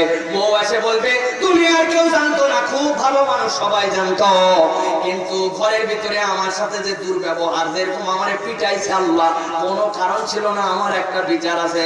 আল্লাহ বললেন সিরিয়াল লাগাও, ডাইরেক্ট সব গোড়া সিরিয়াল, আসামি নম্বর 1 আসো, কি বিচার তোমার বলো। রব্বুল আলামিন এই বিচার আছে, এই মানুষটা আমাদের প্রতি এই জুলুম করছিল, এই অন্যায় করছিল, এই মিথ্যা বলছিল, এই প্রতারণা করছিল, দাও সব দিয়ে দাও। কি দিয়ে দিবে? কারেন্সি কি ওইখানে টাকা পয়সা কাজ করবে? সব দাও দিয়েছে। একটা হজ গেছে, একটা উমরা গেছে, রমজানের 10টা রোজা গেছে, দ্বিতীয় জন আসো, আরো দিছে এরকম করে, তৃতীয় জন আসো, চতুর্থ, পঞ্চম, আস্তে আস্তে দেখা যাবে ওই বাংলার দুনিয়ায় যত অনেক আমল ছিল সব শেষ। কিন্তু আল্লাহ বলবেন আরো কি কোনো কাস্টমার আছে নাকি? আছে, সামনে এসে গেছে, তোমার কি এই অর্থ সব না, এখন কি দেওয়া হবে? যেটা আসামি ওর নামে বিচার নিয়ে আসছে, আসামির নামে ওর আমল নামাতে গুনাহ পার করে দাও, গুনাহ পার করে দাও। তারপরে যেই লোক দুনিয়ার বুকে নানান ইবাদত বন্দেগী নানান কিছু নিয়ে গেছিল, কিয়ামতের দিনে ওই ব্যক্তির ডানের আমল নামাতেও তার গুনাহ, বামেও গুনাহ, কিচ্ছু নাই তার। আল্লাহ নবী বললেন প্রকৃত মুফলিস, প্রকৃত দেউলিয়া তো এই ব্যক্তি সেদিন হবে যে দুনিয়ায় এত ভালো কাজ করে আসার পরেও একদম দুই আমল নামার দুই পাল্লাতেই গুনাহ নিয়ে জাহান্নামে যাবে। কেন যাবে জাহান্নামে গুনাহ নিয়ে? একমাত্র কারণ দুনিয়ার বুকে ওই ব্যক্তি বান্দার হক নষ্ট করছিল। কিসের হক? আল্লাহ রাব্বুল আলামিন বলছেন বান্দার হক ভালো করে বুঝে নাও। তোমরা 5 জন মিলে বন্ধু ছিলে, বিরাট দাপট বলা, হোটেলে রেস্টুরেন্টে গেছে, যখন একাই যায় তখন বলার ঢং ভিন্ন। এই এক কাপ চা দিস তো ভাই। যেই 5টা ঠান্ডা গেছে একসাথে টেবিলে বসছে, বসার পরে সবগুলা খাবার আইছে, এখন মেসিয়ারে বলছে এই চোখে পড়ে না কি আছে কিনা? দাপট দিয়ে দিছে, দাপট দেওয়ার সাথে খারাপ কথা বলছে। মেসিয়ারের তো কিছু বলার নাই, বেচারি গরিব মানুষ, মনের মধ্যে কষ্ট লাগছে, আপনি অন্যায় আচরণ করছেন। আল্লাহ বলবেন সিরিয়ালে থাকো, হয় সওয়াব নাও, না হয় তোমার গুনাহ আমল নামায় দাও। ময়মনসিংহ থেকে আসছেন, ঢাকা থেকে আসছেন, বাসের কন্ট্রাক্টরের সাথে 5 বন্ধু মিলে আসতেছেন। টাঙ্গাইল কলেজের ছাত্র, তিতুমির কলেজের ছাত্র, দুনিয়ায় আছে নাকি ভাড়া ন্যায্য 10 টাকা, ছাত্র হিসেবে হয়তো অর্ধেক হয়, তারপরে 2 টাকা দিয়া তার বেশি কথা বললে একবারে পিছিয়ে দিব। কিছুই বলেনি, বেচারি মাজলুম হয়ে আছে। আল্লাহর কাছে ওই দিন দাঁড়ায় যাবে, কত নামাজ কত রোজা, কন্ট্রাক্টর বলবে আল্লাহ আমারও একটা বিচার আছে। দেখা যাবে ওই 2 টাকার জন্য যে জুলুম করছে আপনার 1 সপ্তাহের নামাজের সওয়াব দেওয়া লাগতে পারে। বুঝে নিয়ে চলেন মুসলমান, দুনিয়ার বুকে আপনার আল্লাহ পাওয়ার দিয়ে দিয়েছে, আপনার ক্ষমতায় আপনি চলে আসছেন, এখন আপনার দাপটে কেউ আপনার সামনে কথা বলতে পারে না, হক কথা আপনার সামনে বলা যায় না, কারণ আপনার ক্ষমতা আছে। কিছু বললে আপনি জেল জুলুম হামলা মামলা হুমকি দামকি দিবেন, কিন্তু এই হুমকি দামকি যদি দিয়েও থাকেন সাবধান হয়ে যান। আপনি দুনিয়ায় ভালো কাজ করবেন, অ্যাকাউন্টে জমা থাকবে, কিন্তু আল্লাহর আদালতে কিন্তু হিসাব বরাবর করা লাগবে। যারা ঠিক ঠিক বলতেছেন এতক্ষণ সব কানের উপর দিয়ে মাথার উপর দিয়ে গেছে, এবার পেটের ভিতর দিয়ে তুলেন। নিজের ছেলে আর নিজের মেয়ের সাথে যখন আপনি জমি জমা গুলা বন্টন করেন, মেয়েগুলারে দেয় না, আদর করে বুঝায় মা বিয়ে তো দিয়ে দিছি, কি করবি, ভাইদের দিয়ে দে, মক্কা শরীফ হজের থেকে আসার সময় 2টা সেল নিয়ে আসবনি, এই সকল বুঝায় টুজায় মালিশ করে সন্তানের মধ্যে বেইনসাফি করে, এরকম জমিদাতা বোধহয় এলাকায় না আছে না? মক্কা শরীফ যাওয়ার পরে কান্না দেখলে জান ভরে দেয়।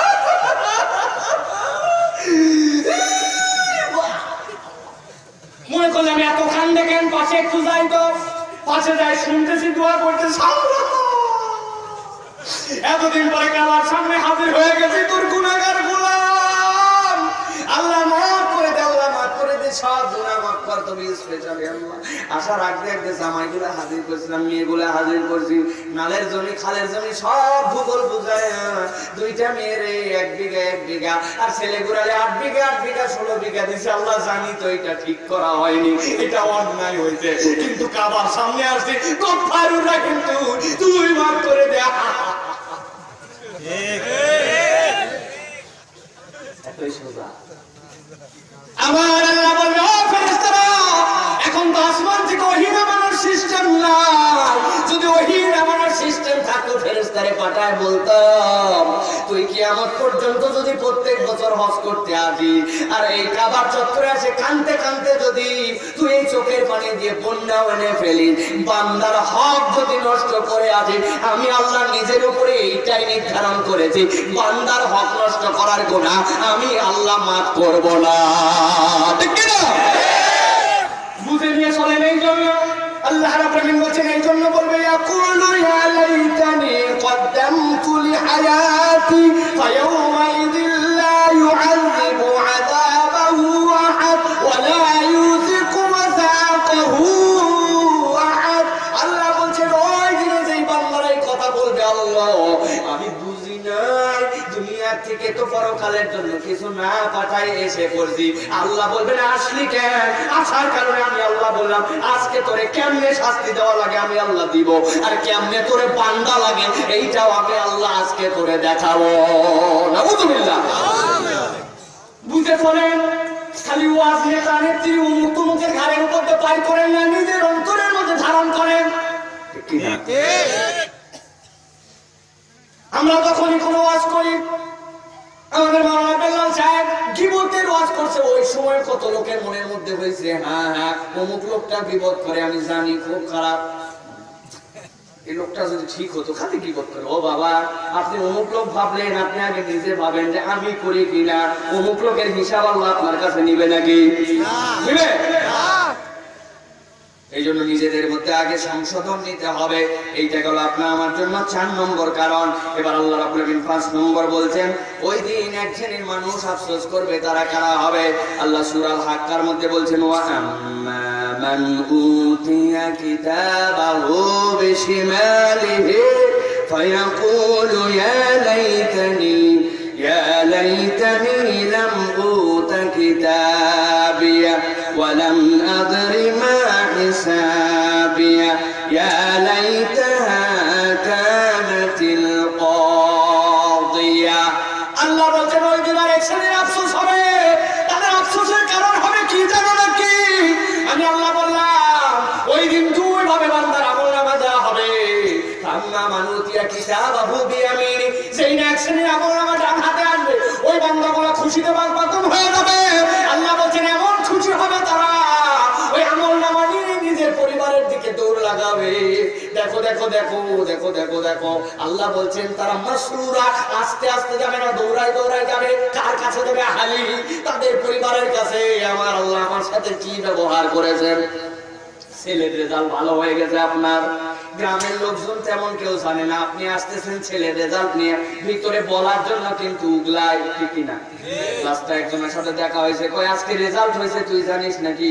কই হয়েছে তাই কি? আরে পাগল, ম্যাট্রিক পরীক্ষার রেজাল্ট জানিস নাকি? হ্যাঁ শুনলাম, তো কি হয়েছে তাতে? কয় না, বলতেছে আমার ছেলেও পরীক্ষা দিয়েছিল জানিস নাকি? কই জানি, আমার লাকি পরীক্ষা তো অনেকেই দিয়েছে গ্রামের। পরে পাগল, তা না, আমার ছেলে যে গোল্ডেন এ প্লাস পাইছে তা জানিস নাকি? বলে না। নিজের ছেলের কথাটা বলার জন্য নিজের ভিতরে আকুপাকু করে। আমার ভালো দিকটা আমি বলতে চাই, জানানোর জন্য মন অস্থির লাগে। একটা ভালো মোটরসাইকেল কিনে নিয়েছে, লোকজন জিজ্ঞাসা করে না কেন আমার গাড়ির দাম কত? এত দামি একটা গাড়ি নিয়ে আসছে, একটা পাগল ছাগল শিখেল না যে গাড়ির দাম কত। গ্রামের লোক আদব কায়দা আমি ভুলে গেছি। বন্ধু যখন টাঙ্গাইল শহর থেকে জুতা কিনে নিয়ে আসে, সব সোকা বানায় আসে, নিজের প্যান্ট ময়লা হয়ে যাক তাও পায়ের মাথাটা পিছনে প্যান্টের দিকে ঘুষে, এরকম করে জুতা ঘুরছে। ঘুষে দোস্ত জিজ্ঞাসা করছে, আরে জুতাটা তো দারুণ রে। বলার সাথে সাথে ফর্মে এসে গেছে, ও খালি দারুণ বলছে, আরে বলছে দাম কত জানিস? আছে না ভাই? আরে পাঞ্জাবি তো তোর গায়ে হেভি বানাইছো, মানাবে না মানে? তুমি মনে করতো ফুটপাত থেকে কেনা? এটা টাঙ্গাইল শহরে ইয়োলো থেকে কিনছি আমি। দাম কত দোস্ত, তোরে কি বলবো, তুই তো বিশ্বাসই করবি না বেটা। পাট আর পাট নেই কিনা আমরা, দুনিয়ার মানুষের হাইসিয়াত এটা। আল্লাহ বলছেন কেন উদাহরণ কেলা দিলাম ভালো করে বোঝেন। কান্না মানুতিয়া কিতাবাহু বিয়ামিনি, সেই মানুষগুলা ডান হাতে আমলনামা চলে আসবে, সাথে সাথে দৌড় দিবে আত্মীয় স্বজনের কাছে, দেখো দেখো আমার আল্লাহ আমারে কি ফয়সালা করছে। আল্লাহ বলবে এদিকে কি জন্য তোর আত্মীয় স্বজনের কাছে আগে গেছিস, এখনো তো তোর দুইটা গিফট হয় না। আল্লাহ ডেকে দিবেন, তাকে ডাকার পরে বলবেন ও আমার ফেরেশতারা দুইটা মহান গিফট তাদের মধ্যে ইনস্টল করে দাও, তাদের মধ্যে ঢুকায় দাও। নূরুহুম ইয়াসআবাইনা আইদিহিম ওয়া বিআইমানিহিম, তাদের ডান দিয়ে সামনে দিয়ে আল্লাহ রাব্বুল আলামিন আলো দিয়ে দিবেন। আমার নবী বলছেন ওই আলোর যা ক্ষুদ্র অংশ পাবে, এই শাহাদাত আঙ্গুলের মাথা দিয়ে এমন নূর বাড়াবে, ওইটার আলো দিয়ে দিয়া ওই বান্দাগুলো নিজের জান্নাত পর্যন্ত পৌঁছায়া যাবে। যে ঘটনা শেষ, দ্বিতীয় একদলকে আল্লাহ বলছেন আম্মা মান উতিয়া কিতাবাহু বিশিমালিহি, আরেক দলের আমলনামা বাম হাতে আসবে। আল্লাহ নবী বলছেন বাম হাতে এরকম করে দিলে আর আমলনামা পাইলে এরকম হবে না। ওই হাতটাকে আল্লাহ মুসরায়া বামের পিছের দিয়া নিজের এই পিঠের ভিতর দিয়া বুকের মধ্যে দিয়া ভেদ করে বের করাবে। নিজের বুক ভেদ করে নিজের বাম হাত আমলনামা নেওয়ার জন্য যখন যাবে, ওই বান্দারা আফসোস করে তখন বলবে ফায়াকুলু ইয়া লাইতানি লাম উতা কিতাবিয়া, ও রব্বুল আমিন বিচার ফয়সালা করে জাহান্নামে দিয়া দাও। এত কষ্ট ওখানে যাই খাবো, কিন্তু আজকে আমলনামা নেওয়ার যে কষ্ট এইটাই তো সহ্য করতে পারি না। আল্লাহ আজকে যদি আমলনামা নাই দিতে তাও তো ভালো হতো। এরপরে তারা বলবো নামাদরি মা হিসাবিয়া, আমাদের যদি হিসাবই না হইতো। এরপরে তারা বলবে ও আল্লাহ হিসাব তো দূরের কথা, সারা জীবন দুনিয়ায় বলে আসছিলাম আরে দুনিয়াটা মস্ত বড়, খাও দাও ভর্তি করো, মরণের পর আর কিছু নাই, পরে দেখা যাবে, পরেরটা আগে নগদেরটা। ওই বান্দারা আল্লাহ বলবেন তাদের মুখ দিয়ে আমি আল্লাহ বলাই নিব ইয়া লাইতাহা কানাতিল কাদিয়া, আমাদের মৃত্যু দিয়ে যদি আমাদের সব শেষ হয়ে যেত কত ভালো হতো। জিজ্ঞাসা করি যারা বলবে মৃত্যু দিয়ে শেষ হলে ভালো হতো, যারা বলবে আমলনামা না পাইলে ভালো হতো, যারা বলবে কেন বাম হাতে আমলনামা আসলো, এইগুলা বলাতে কি ওই দিন কোনো কাজ হবে না? তাহলে আল্লাহ কেন বলতেছেন? আল্লাহ বলতেছেন বান্দা করে ওপেন করে দিলাম, প্রশ্ন ফাঁস করে দিলাম। ওই দিন যেন বাম হাতে করে আমলনামা না পাওয়া লাগে, ওই দিন যেন তোরে আফসোস না করা লাগে, হিসাব যদি না হইতো, ওই দিন যেন তোরে আফসোস করা না লাগে, এই মৃত্যুই যদি আমার সব ফয়সালা হইতো। বান্দা এরকম জীবন দুনিয়ার বুকে বানাস না, ওই জীবনের হাতছানি সব জায়গায়, কিন্তু একটু হিসাব করে পরকালের জন্য আমার কাছে আয়। এই হচ্ছে রব্বুল আলামিন। ওই দিন আপনার আমার জন্য এই আফসোসটিকে যেন আমরা বাঁচতে পারি, তার জন্য তিনটা বিবেচনা সব সময় করে রাখতে হবে। মৃত্যু আমার শেষ নয়, মৃত্যু আমার শেষ না। লাইফ আমরা বলি না একটাই লাইফ, কিসের একটাই লাইফ? লাইফের দুইটা পার্ট। লাইফ মানে দুনিয়ার এই কবর পর্যন্ত লাইফ নয়, শেষ নয়। আপনার হোল লাইফ এই পার আর ওই পার, দুইটা পার্ট, একটা এই পারের জীবন, একটা ওই পারের জীবন। মানুষের জীবনের কোনো মৃত্যু নাই। মৃত্যু আছে না। খালিদিনা ফিহা, জান্নাতে ঢুকবে চিরস্থায়ী জান্নাত, জাহান্নামে যাবে চিরস্থায়ী জাহান্নামে চলে যাবে। কি কারণ? জাহান্নামে কোনো যাবজ্জীবন ছাড়া মৃত্যুদণ্ড আছে না। বুঝেন নাই জাহান্নামে কোনো মৃত্যুদণ্ড নাই। দুনিয়ার বুকে আমরা মৃত্যুদণ্ড দিয়ে মৃত্যুর মাধ্যমে মনে করলাম শেষ নয়, জাহান্নামে ঢুকছো, চিরস্থায়ী আযাব ভোগ করো। আযাবান শাদীদার ব্যাখ্যা কি? তাফসীর ইবনে কাসীরের ভিতরে আল্লামা ইবনে কাসীর রাহমাতুল্লাহ আলাইহি বলছেন বান্দা আযাবান শাদীদার ব্যাখ্যা হচ্ছে যে এই আযাবে তুমি কখনো ইউজ টু হতে পারবে না। ইউজ টু মানে কি? লোকজন তোরে এত অপমান করে, তোর কি লজ্জা নাই? ওই ভাই অপমান সইতে সইতে আমার আর গায়ে লাগে না, বলে না ভাই।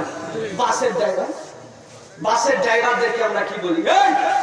এত যাত্রী বারবার বলছি যে স্যার তোদের কি কানে কথা যায় না? আমাদের চামড়া মোটা হয়ে গেছে, আপনি যতই কম, আমার হেল্পার যদি সিগন্যাল না দেয় আমি লড়তাম না, কয় না ভাই? তার মানে এই গালি খাইতে খাইতে শুনতে শুনতে ওদের গায়ে সইয়া গেছে। মুফাসসির বলছেন আযাবান শাদীদা মানে বুঝো জাহান্নামের আযাব এরকম নয় যাওয়ার পরে তোমার গায়েস হয়ে গেছে, সম্ভব না। আল্লাহ বলছেন প্রতি মুহূর্তে বাদদালনা জুলুদান, আমি আল্লাহ তার চামড়া চেঞ্জ করব আর নতুন করে শাস্তি খাওয়াবো। কোনোদিন মনে হবে না যে আমার শাস্তি আমার শরীরের মধ্যে সয়ে গেল, নতুন নতুন কষ্ট পাঠিয়ে থাকি। সে আল্লাহ রাব্বুল আলামিন বলছেন দুনিয়া থেকে আসার আগে হিসাব করে আসো, একটু মাথা খাটায় দেখো যে পরকালের চালান রেডি করতে পারছি কিনা। অনেক ভাবলেন তো দুনিয়া নিয়ে ভাই। আল্লাহ রাব্বুল আলামিন এরপরে বান্দাদের জন্য বলছেন গভীর মনোযোগ দেন, অল্প সময় আছে, দাঁড়ানোর অনেকের কষ্ট হয়, অনুরোধ করবো ডান করতে জায়গায় জায়গা আছে চলে আসেন। আল্লাহর বান্দারা কোরআনের মাহফিলে বসে, এইটুকু নাজাতের জরিয়া হইতে পারে ভাই। অনেক আরাম করছেন, বছরে একদিন প্রোগ্রাম হয়, আল্লাহ তোমার কোরআনের মজলিসে আমার মন চাইছিল না, তারপরেও জোর করে বলছিলাম, কোরআন শুনছিলাম। এই আমল যদি পছন্দ হয় আমার একটু বাঁচায়ও, আমার তো আমল নাই। আল্লাহ এইটাকেও নাজাতের ওসিলা হিসাবে নিতে পারে কিনা। এই জন্য বলবো অনেক বাদাম খাইছেন, অনেক ঘোরাফেরা করছেন, অনেক দাঁড়ায় শুনছেন, আসেন মেহেরবানি করে যদি আপনার সম্ভব হয় বসেন, নাইলে আমি অনুরোধ আর করবো না। এবার একটু শুনেন 6 নম্বর কারণ। এই কারণটা হচ্ছে সবচেয়ে ইম্পর্টেন্ট, এটা যুবকদের জন্য কারণ। কাদের জন্য? গভীর মনোযোগ, যতগুলো আলোচনা করছে এটা হচ্ছে অন্যতম। সামনের 2টা কারণ খুবই সংক্ষিপ্ত সময়, কিন্তু এইটা সময় লাগবে 5-7 মিনিট। আছেন তো? আমার আল্লাহ রাব্বুল আলামিন বলছেন ওই দিন একটা শ্রেণী আফসোস করবে, আল্লাহর কাছে আর বলবে ইয়া ওয়াইলাতা লাইতানি লাম আত্তাখিল ফুলানান খলিলা লাকাদ আযাল্লানি আনিল যিকরি বা'দা ইয জাআনি ওয়া কানা আশ-শাইতানু লিল ইনসানি খাযুলা। আমার আল্লাহ রাব্বুল আলামিন বলবেন ওই দিন এক শ্রেণী আল্লাহর কাছে যে আফসোস করবে আর বলবে হায় আফসোস, হায় আফসোস, হায় আফসোস, লামাত্তাখিস ফুলানান খলিলা। আজকের দিনে ওই লোকটারে যদি আমি বন্ধু না বানাইতাম, আজকে আমি বড় বাঁচা বেঁচে যেতাম। আরবিতে ফুলান মানে হচ্ছে উমুক। ফুলান মানে কি? জোরে বলেন কি? আল্লাহ রাব্বুল আলামিন ফুলান বলে একটা গ্যাপ রেখেছেন, এইটা হচ্ছে শূন্যস্থান পূরণ। বান্দা বুঝে নাও ওই ফুলানে তোমার কোন বন্ধুর নাম বসতে পারে, অথবা তুমি সেই বন্ধু কিনা তুমি একটু আল্লাহর কাছে হিসাব করো। লামাত্তাখিস ফুলানান খলিলা, আল্লাহ বলছেন ওই দিন আফসোস করবে আর বলবে আরে আজকে যদি বন্ধুই না থাকতো ভালো হয়তো, কিন্তু এমন একটারে গ্রহণ করছিলাম যার কারণে আমার মাথায় বাড়ি। আমার আফসোস আর আফসোস। কথা হচ্ছে বন্ধু বানাইলাম আর আফসোস কেন হইল? আল্লাহ কারণ ব্যাখ্যা করছেন ওই বন্ধু কি করছিল। আফসোস যে করতেছো তুমি, ওই বন্ধু কি করছিল আল্লাহ ওদের মধ্যে বলে দিবেন। কি বলবেন? আল্লাহ বলবেন লাকাদ আযাল্লানি আনিল যিকরি বা'দা ইয জাআনি। ও আল্লাহ ওই বন্ধু তো কিছুই করে না, আমার যে ক্ষতিটা করছিল সেইটা চরম ক্ষতি। আমার সামনে কোরআন, আমার সামনে হক, আমার সামনে চূড়ান্ত সত্য চলে আসার পরেও ওই বন্ধুর সাথে আর ওই দলবাজি করার কারণে আমি আল্লাহ ওই কোরআনটাকে গ্রহণ করেছিলাম না। ভালো করে বুঝেন, লাকাদ আযাল্লানি আনিল যিকর মানে কি? জিকির মানে যে কোরআন, এটা কোরআন থেকে প্রমাণ আছে। ওমানা আরাদান যিকরি ফাইন্না লাহু মাঈশাতান দানকা। দুনিয়ার সব মুফাসসির একমত এই জিকির মানে লা ইলাহা ইল্লাল্লাহ, লা ইলাহা ইল্লাল্লাহ। এই জিকির মানে ইল্লাল্লাহ, ইল্লাল্লাহ না। এই জিকির মানে আল্লাহ, আল্লাহ না। এই জিকির মানে হচ্ছে কোরআন। এই জিকির মানে আল্লাহর হুকুম, কোরআনের নির্দেশ। আল্লাহ আমার এমন একজন বন্ধু ছিল যে তোমার দিক থেকে আমারে অন্য দিকে নিয়ে গেছিল। আসরের নামাজের জন্য মসজিদে রওনা হয়ে গেছিলাম, আল্লাহ মসজিদের সামনে হাজির। এমন সময় একটা বন্ধু এসে বলছে নতুন বাইক কিনছে, উঠরে পাগল। এখন মসজিদে নামাজের সময় হয়েছে, জীবনে বহু নামাজ পড়বি ছাগল, নতুন বাইকের পিছনে উঠতা প্রায় আসি। চিন্তা তো মনে ঠিকই তো বলছে, উঠি নামাজ তো আবার হবে। ওই বন্ধু তোমারে বাইকের পেছনে নিয়ে টান দিছিল, মসজিদে একামতের সময় নামাজের সময় চলে গেছিল। ওই দিন যাওয়ার পরে বলবে লাকাদ আল্লাহনি আনি দেখে, আল্লাহ এই হতভাগা বন্ধু না থাকলে তোমার হুকুমটা আমার অমান্য করা লাগতো না। হায় আফসোস, হায় আফসোস, বন্ধু না হওয়াই ভালো ছিল, কিন্তু এরকম একটা বন্ধু কেন আমার কপালে জুটেছিল। আছে কিনা এরকম বন্ধু? ওই দোস্ত দূরে যায় সিগারেট খা, আমি ধোঁয়ার গন্ধ সহ্য করতে পারি না, দোস্তের কারণে দূরে যায় সিগারেট খাই।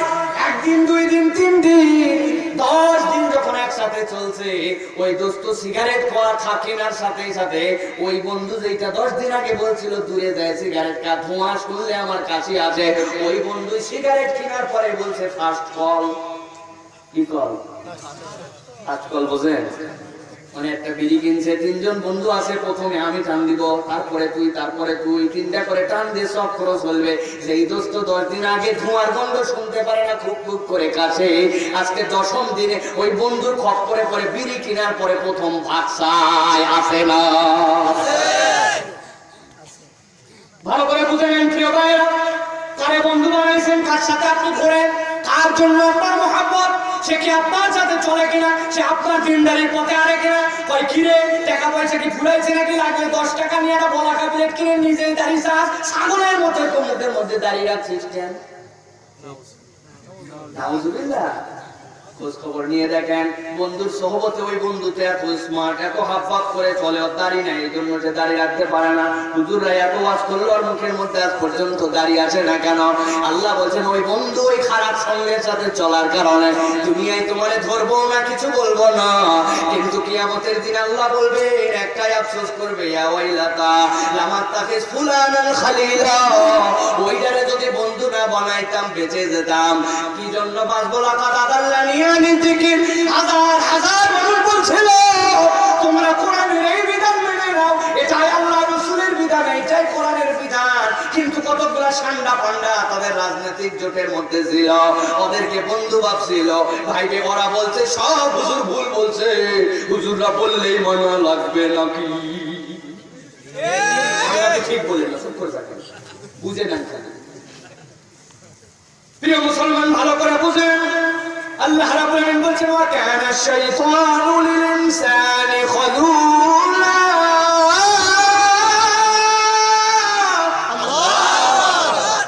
জেনে রাখো, আমি আল্লাহ তাআলা বন্ধুর সাথে আল্লাহ এখানে শয়তানের উদাহরণ দিয়েছেন। কেন উদাহরণ দিয়েছেন? তাহলে আবার সূরা নাসের তাফসীর করা লাগবে, ওইদিকে যাওয়া যাবে না।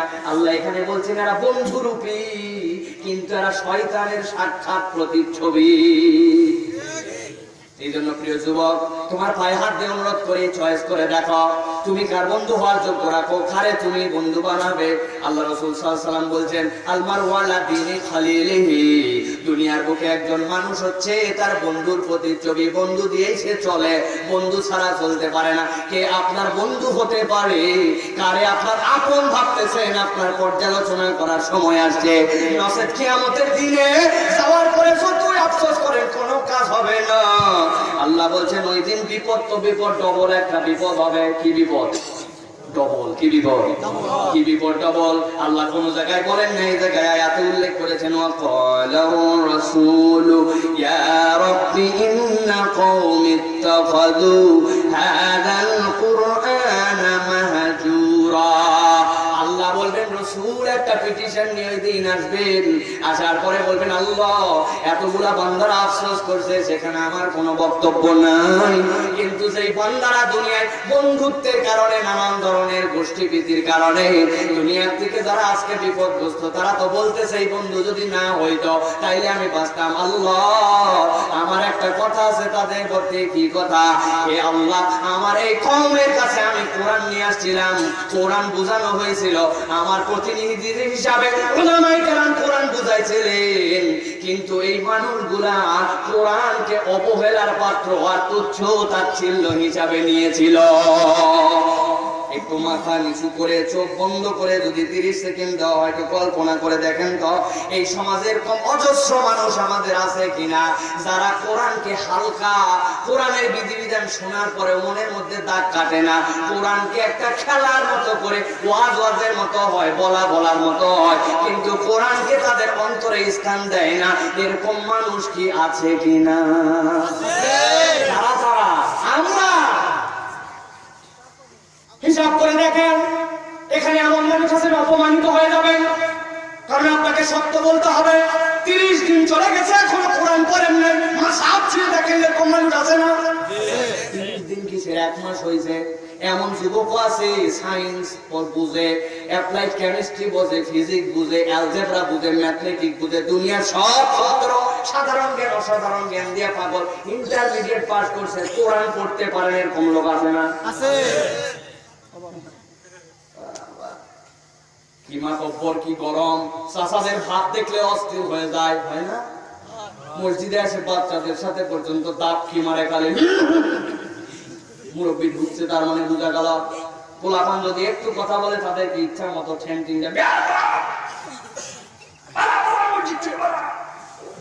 বড় আছে না? কি করছে বাচ্চা? মসজিদ হয়তো একটু আগে আইছে, একটু জোরে কথা বলছে, মুরব্বীর সহ্য হয় না, মসজিদের পরিবেশটাই নষ্ট করে হালাই দিচ্ছে। এই দাপ কি নামাজি উনি আইছে 1:29 দেখে ঘড়ির মধ্যে ঢুকছে। আমি তো অনেক জায়গায় বলছি কিয়ামতের দিনে মুরব্বী সাহেব আপনি যেই ব্যবহার বাচ্চাদের সাথে করতেছেন আপনারও আল্লাহর কাছে হাজির করতে হবে। করার পরে যে আল্লাহরে বলা হয়, আল্লাহ ওই বাচ্চা ওই মানুষটা যখন ছোট বয়সে ছিল আমরা তো দেখি নাই, আমার বয়স এখন 35 বছর, ওনার বয়স 80 বছর, ওনারে আমি কেমনে ছোটবেলায় দেখবো, কিন্তু আমি একটু ভিডিওটা দেখতে চাই।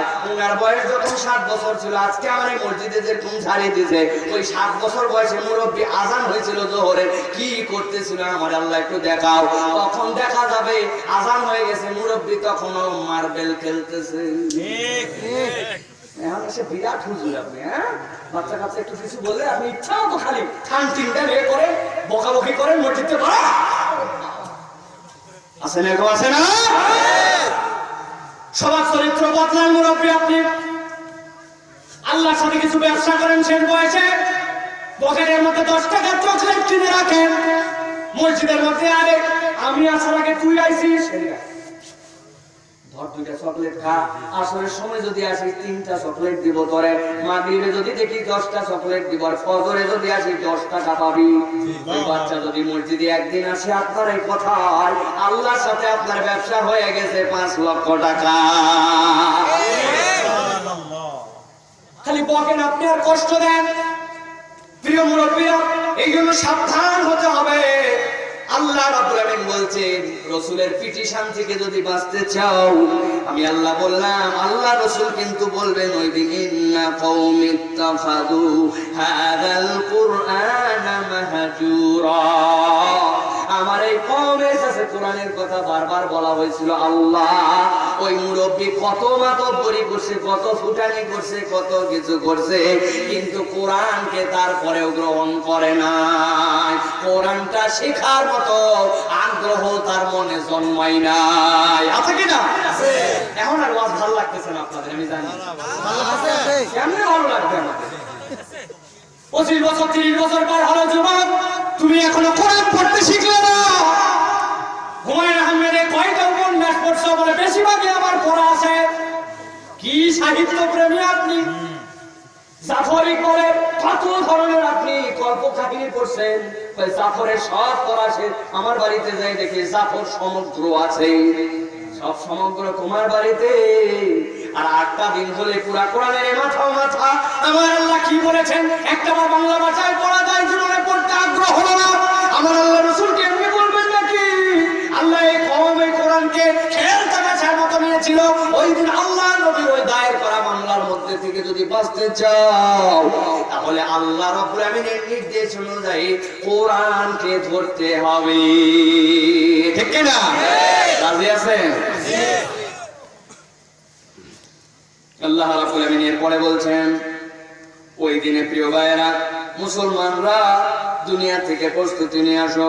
আরেকটা বড় আফসোস সেই দিন মানুষ করবে, কি বলবে? সেই দিন বলবে ইয়া লাইতানি কুনতু كنت معهم فأفوز فوزا عظيما ওই দিন একদল বলবে আল্লাহ প্রথম আফসোস তো করছে এইগুলারে যদি বন্ধু না বানাইতাম, আর একটা আফসোস হচ্ছে আজকে কতগুলা মানুষকে দেখতে পাচ্ছে দুনিয়ায় পাত্তা দেই নাই রে রব, তাদের কথা শুনি নাই, কিন্তু আজকের দিনে তাদের সফলতা দেখে মনের মধ্যে এমন আফসোস, আল্লাহর কাছে বলবে যদি আমি তাদের সাথে থাকতে পারতাম। প্রথম আফসোস খারাপ বন্ধু চয়েস করা, দ্বিতীয় আফসোস হচ্ছে ভালো বন্ধুর সাথী না হতে পারা। ফাফুজা ফাউজান আযীমা, এইটার ব্যাখ্যা কি? এইটার ব্যাখ্যা আল্লাহ রাব্বুল আলামিন কোরআনে নিজেই করেছেন। আল্লাহ বলেন ইয়াউমা লা ইয়ানফাউ মালুন ওয়ালা বানুন ইল্লা মান আতাল্লাহা বিকলবিন সালিম। ও দুনিয়ার মানুষ রে, আজকের দিনে তোমার সম্পদ, তোমার টাকা পয়সা কিছুই কাজ দিবে না, কেবলমাত্র কাজ দিবে আল্লাহর কাছে কোন কোন বান্দাগুলো মাথা নিচু করে আসছে, দুনিয়ার বুকে 1 কোটি টাকার একটা লটারির মধ্যে জিতে গেছিল, দুনিয়ায় এমন একটা জমি কিনে রাখছিল যে জমিটা ওই সময় ছিল 5,000 টাকা কাঠা, কিন্তু বাড়তে বাড়তে সঠিক সময় সিদ্ধান্ত নেওয়ার কারণে এখন সেইটা হয়েছে 50 লক্ষ কাঠা। জিতে গেছি এমন সিদ্ধান্ত নিয়ে আসছিলাম, আমি সফল। 3টা ছেলের ঢাকায় পড়াইছিলাম, ইঞ্জিনিয়ার বানাইছে, ডাক্তার বানাইছে, আমি সফল। আল্লাহ বলছেন এত সফল করো না, আমি আল্লাহ সফলতার মানদণ্ড জানাই দিলাম। ওমান যুহজিহা আনিন নার উদখিলাল জান্নাতা ফাকাদ ফাজ। ওই কিয়ামতের ময়দানে আমি আল্লাহ যেই বান্দাকে ডেকে বলবো যা বান্দা, তোরে জাহান্নাম থেকে মুক্ত করে দিলাম আর জান্নাতে যাওয়ার টিকিট ধরাই দিলাম, কেবল ওই দিনই বান্দা বলতে পারে আমি সফল হয়েছে, এছাড়া দুনিয়ার এগুলা সফলতার 5 পয়সা দাম নাই। এই জন্য আল্লাহ বলছেন আফসোসটা হবে বড় ভয়ঙ্কর। আলাইতানি কুনতু মাহুম ফাফুযা ফাওজান আযীমা। আল্লাহ কি আফসোস আমাদের হারে, ওই লোকগুলো ঘুমছিলাম না, ওই লোকগুলো ইসলামের পক্ষে কথা বলতো, নানান কারণে আমি তাদেরকে পাত্তা দেই না, ওরা রাসূলের অনুসারী ছিল, ওরা দুনিয়ার বুকে কোনো দামি মানুষ ছিল না, কিন্তু আজকে দেখি ওরাই না জান্নাতের গাড়িতে যায়। হায় আমার আফসোস, আমি যদি ওদেরকে বন্ধু বানাইতাম। এই জন্য বলবো যারা আলেম ওলামা আছে, যারা দিনকে মানে আল্লাহ রাসূলের কথা শুনে কোরআন হাদিস অনুযায়ী জীবন চলতে চায়, আপনার জীবনে যদি তাদের সাথে জান্নাতে যেতে চান, ওই মানুষগুলার সাথে বন্ধুত্ব বাড়ান। আমার আল্লাহ রাব্বুল আলামিন এরপরে বলতেছেন দুনিয়ার মানুষরা ভয়ঙ্করতম আফসোসগুলোর মধ্যে এটা একটা আফসোস হবে। আল্লাহ রাব্বুল আলামিন এই আফসোসের পরের বিবরণটা একটু ডিফারেন্ট ভাবে দিয়েছে। আল্লাহ রাব্বুল আলামিন সূরা হাসাবের 66 নম্বর আয়াতের মধ্যে বলছেন দুনিয়ার মানুষ এতক্ষণ তো নানান আফসোস করছিস, এখন আফসোসটা দেখ, তো আফসোস করতে পারবি না ওই দিন। কি আফসোস? বান্দারা বলবে ইয়াউমা তুকাল্লাবু যুহুম ফিন্নার। আল্লাহ বলছেন যখন ওই মানুষগুলোর ঘাড়গুলা ধরা হবে, ধরে ধরে জাহান্নামের দিকে তো যেতে যাবে না, একটা আপনি গ্যাস লাইট দিয়ে একটা চুলা ধরাই ফেলছেন, চুলাটা এত জোরে জ্বলে উঠছে যে আপনার হাতে যদি লুসনি না থাকে আপনার হাতের এই লোমগুলা পুড়ে যায় অনেক সময়, হয় কিনা? বুঝতে পারেন না, আপনি সাথে সাথে আপনি সরাই নেবেন। এখন কেউ যদি ঠাইসে ধরে আপনাকে আবার সেই জায়গায় নিয়ে যায়, আপনি কিন্তু বাঁচতে যাবেন, খালি যাবেন না, আগুনে নিয়ে যাচ্ছে, আপনি বাঁচতে যাবেন না। আপনি অনেক সময় হাঁস পুরান না, আপনারা তো কাম করেন না বাড়ির, এই জন্য বলতে পারবেন না। আমি সব কাজ করি, আমার বইয়ের হেল্প করি, মায়ের হেল্প করি, হাঁসও পুরাই।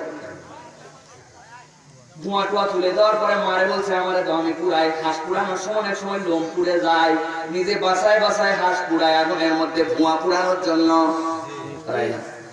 আমার আল্লাহ বলছেন ইয়াউমা তুকাল্লাবু যুহুম ফিন্নার।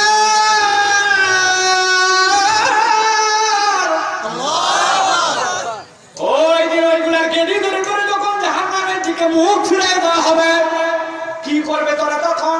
জাহান্নামের দিকে মুখ। ওই দিন দিকে তো যেতে চায় না, কিন্তু আল্লাহর ফেরেশতারা যখন জাহান্নামের দিকে দেখায় দেবে এখন জাহান্নামে যাওয়াই লাগবে, উপায় নাই। মনে আছে নাকি 8 তলা বিল্ডিং এর কথা? ভুলে গেছেন? আসি তো জায়গা মতো আসি নাকি? ওখান থেকে ধাক্কা দিচ্ছে, আপনি কিরকম করছেন? এখন ওই লোকগুলারে ফাইনাল নিয়ে আসা হয়েছে, এখন জাহান্নামের সামনে হাজির করা হয়েছে, এখন তো জাহান্নামে যাবে। আল্লাহ বলছেন ইয়াকুলু ইয়া লাইতানা আতা'না আল্লাহ ওয়া আতা'না আর-রাসূলা। আল্লাহু আকবার। দুইটা আফসোস দিয়ে বলবে আল্লাহ এতক্ষণ যত আফসোস তোমার কাছে দিয়েছি আমারই আল্লাহ, আজকে আমাদের একটা আফসোসও করতে হতো না, কেবল দুইটা কাজ যদি করে আসতে পারতাম, আতা'না আল্লাহ ওয়া আতা'না আর-রাসূলা, আল্লাহ আর তার রাসূলের কাজ যদি করে আসতাম আজকের দিনে আমাদেরকে জাহান্নামে যাওয়া লাগতো না। আল্লাহু আকবার। আল্লাহ তার রাসূলের অনুসরণ মানে কি? আল্লাহ অন্য আয়াতের মধ্যে ব্যাখ্যা করেছেন, এখানে একজন মুসলমান নাই যে জানে না। কুল ইন কুনতুম তুহিব্বুনাল্লাহ ফাত্তাবিউনি ইউহিব্বুকুমুল্লাহ। আপনার কোনো কথা চলবে না, আপনার কোনো বক্তব্য নাই, আপনার কোনো সে নাই এর মধ্যে। আমার আল্লাহ আমার রাসূল এইটা করেছেন, এইভাবে করেছেন, এইভাবে করতে বলেছেন। আল্লাহ যদি এইটা বলে দেন তাহলে আপনার এর মধ্যে কোনো মাথা খাটানোর মতো কোনো সুযোগ নাই। আছে? বলতে পারবেন আপনি? হ্যাঁ, নবীজি করছে তাই, ওই সময় করছিল, এখনো কি চলে? বুঝেন দেখি, অনেক কথায় আমরা এরকম বলি। আমাদের ইমাম সাহেব যদি ওয়াজ করে যে আমার নবী তো নামাজের পরে সম্মিলিত মোনাজাত করতেন না, করতেন নাকি নবীজি? আসসালামু আলাইকুম ওয়া রাহমাতুল্লাহ, আসসালামু আলাইকুম ওয়া রাহমাতুল্লাহ।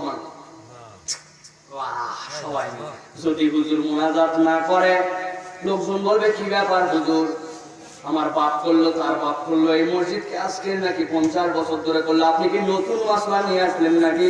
আপনি যে মোনাজাত দিলেন না, নামাজে তো হলো না। হ্যাঁ, কেন? হুজুর যদি বলে ভাই আল্লাহ নবী তার নামাজ ফরজ হওয়ার পরের থেকে বছরকে বছর ইমামতি করছেন, কোনদিন স্যার সাহাবীদেরকে নিয়ে কোন করে হাত তুলে মোনাজাত করেন নাই। এই জন্য হাজার জায়েজ থাক না কেন, আমার আল্লাহ নবীর সুন্নত মানে আমি মোনাজাতটা করলাম না, যেহেতু আল্লাহ কোরআনে বলছেন আতা'আল্লাহ ওয়া আতা'আর রাসূল, তুমি আল্লাহ এবং তার রাসূলের ইতাআত করে এই জন্য করলাম না। আপনারা বলবেন হুজুর আসসালামু আলাইকুম দেশে হুজুরের কোনো অভাব পড়ে না, আপনি ফজর থেকে আসবেন না, আমি সভাপতি বলে দিলাম। এখন কিসের ঠিক ঠিক করতেছো? আল্লাহ ওয়া আতা'আর রাসূলের মধ্যে আছেন আপনি। আমার আল্লাহ নবী বললেন ব্যবসায় ফাঁকি দিও না। 11টার সময় কাস্টমার আসছে, আপনি কি ওয়াজ করছেন? তুমি আমার বনির কাস্টমারের আগে 3 জন আইছে, একই ওয়াজ। সন্ধ্যার পরে দোকানে বলতেছেন এখন দোকান বন্ধ করবো জন্য কেনা দামে দিলাম। ভাই আল্লাহর কসম তুই বলেই দিলাম, আসলে তার উপরে 350 টাকা লাভ করছে। আছে না এরকম? আমার নবী করতে বলছে নবী না বলে ইমানটা কেমন করে করতেছে? ওই দিন যে আফসোসের কারণ হবে। আতা'আল্লাহ ওয়া আতা'আর রাসূল, আমার আল্লাহ বলছে রাইলুল মুতাফিফিন, তোমার তো এরকম করার কথা না, আমি শুনি নাই। ভালো করে বুঝেন, খালি কাফের মুশরিকরা আফসোস করে না, আপনি আমি ওই দিন যে আফসোস করব করা লাগতে পারে। প্রিয় ভাই, ওইটার থেকে বাঁচার জন্য আল্লাহ বলছেন জাহান্নামের দিকে গেদি ফিরাইয়া যখন জাহান্নামে নিক্ষেপ করা হবে তার আগে যখন বলবেন আল্লাহ আফসোসের কারণ কি বল, ওই দিন এই মুখই বলবে ওই দিন যদি আল্লাহ তার রাসূলের ইতাআত করতাম তাইলে বেঁচে যাইতাম, কিন্তু আমরা সেইটা না করে বাপ দাদা গোষ্ঠী মুষ্টি বুদ্ধি নানান কিছুর কারণে আল্লাহ আর তার রাসূল মানি নাই, এই জন্য আজকে এই পরিণতি। প্রিয় মুসলমান, সর্বশেষ ফুল এন্ড ফাইনাল আমার আল্লাহ রাব্বুল আলামিন বলছেন দুনিয়ার মানুষ ওই দিন এমন একটা আফসোস করবে, এই পৃথিবীর মানুষ যেটা মানবীয় দৃষ্টিভঙ্গিতেও কল্পনায় নিতে পারে না।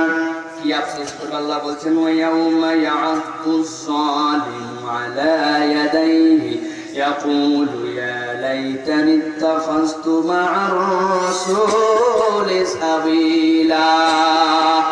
আল্লাহ বলছেন ওই দিনে আল্লাহর সামনে চূড়ান্ত একটা শ্রেণীরে দাঁড় করানো হবে, যেই মানুষগুলা জালেম হবে। কি হবে? জালেম মানে কি? যে সাহস করে অন্যর সম্পদ কেড়ে নিতে পারে। বাপের বেটা, তাই না? আমার ক্ষমতা আছে, এখন এই ক্ষমতার দাপট দিয়ে তোমাদের জবান বন্ধ করে রাখতে পারি। বাপের বেটা। হুজুর আসার আগে কানের মধ্যে বলে দিবে, হুজুর যদি এলাকার থেকে গাড়ি নিয়ে যেতে চান, এই কথা বলা যাবে, এই কথা বলা যাবে না, আমি এলাকার। হ্যাঁ, উনি বাপের বেটা, তাই তো? আল্লাহ বলছেন হ্যাঁ তুমি বাপেরই বেটা, কিন্তু তোমার বেটার পরিচয়কে আমি আল্লাহ দিচ্ছি। যারা দুনিয়ার বুকে এরকম জুলুম করে আসবে, হাসরের দিনে আল্লাহ একটা ফাইনাল খেলা দেখাবেন, স্টেজের উপর তুলবেন ওদেরকে। তোলার পরে বলবেন এই দেখো বউয়ের সাথে জুলুম করে আসছিল, বিরাট বড় নবীর আদর্শ কোরআন মাহফিল ছাড়ে নাই, কিন্তু বউরে তুই তাকারি করতো, খারাপ ব্যবহার করতো, ইচ্ছা মতো সুযোগে বেসুযোগে তার গায়ের মধ্যেও হাত তুলতো। নবী তার স্ত্রীদের সাথে খারাপ ব্যবহার করলেন না, গালিগালাজ দিলেন না, আর নবীর উম্মত হিসাবে বউ পিটাই ছিল তারা ওই জায়গায়। বুঝতে পারবেন খেলা ওই দিন কি খেলা হয়, ওই দিন টের পাবেন। বাপ মায়ের সাথে বেয়াদবি করছিল। আমি এখন ঢাকায় পড়ি, কলেজে পড়ি, বাপ মা অশিক্ষিত, তুই কি বুঝিস, বাপ মারে তুই তুকারি করছিল। নাই না, এরকম নাই? কি দারুণ আপনাকে আল্লাহ রাব্বুল আলামিন ওই দিন দাঁড় করাবেন। ইয়াউমা ইয়াদুজ যালিমু আলা ইয়াদাই। আরে দাঁড় করালে কি যায় আছে, এর আগে তো সব দাঁড়াইছে আর আফসোস করছে।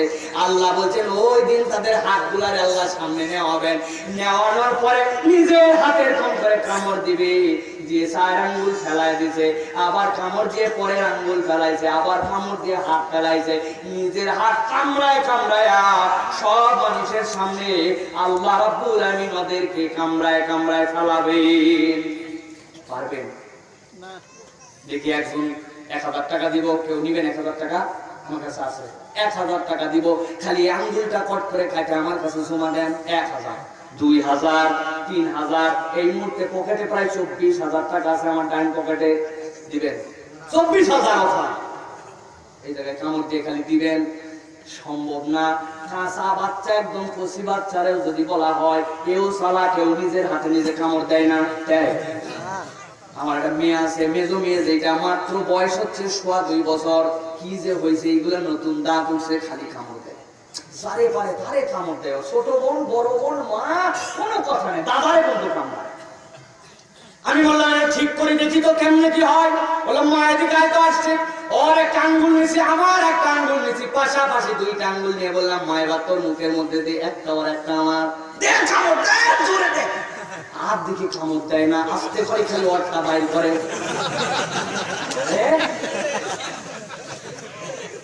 যতই দে দে বলি, বললাম মায়ের চকলেট দিব তোরে, দে কামড় এবার। আরো দেয় না, আমার কাছে থাকার মধ্যেই নাই এখন।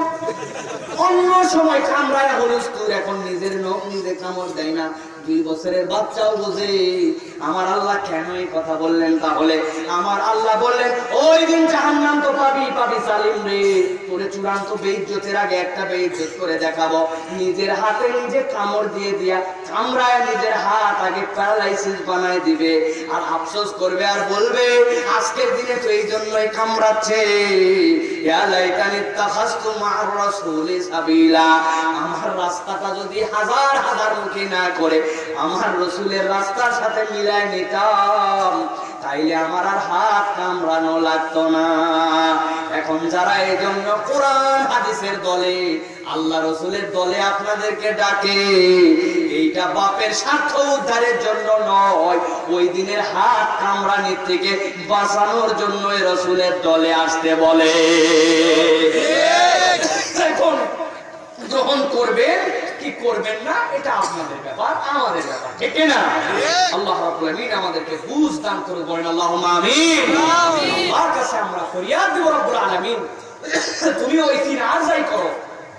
এই যে 9টা আফসোস বলা হলো, এইগুলো আমরা বুঝলাম, এখান থেকে আমাদেরকে বাঁচাও, বাঁচার মতো মন মানসিকতা দাও, আমাদের মধ্যে সেই ধরনের পরিবেশ তৈরি করে দাও, সকল মানুষকে হেদায়েত দিয়ে দাও, ওই দিনের এই ভয়াবহ ময়দানের জন্য আমাদেরকে আফসোস করতে না না হয়, এরকম জিন্দেগির প্রস্তুতি নিয়ে এখান থেকে যাওয়ার মতো তৌফিক দাও, বলেন আল্লাহুম্মা আমিন। আল্লাহ আমাদেরকে কবুল করুক, আজকের মাহফিলকে কবুল করুক। আল্লাহ রাব্বুল আলামিন যারা বললেন, আসলেন, শুনলেন, সকলকে কবুল করেন। তবে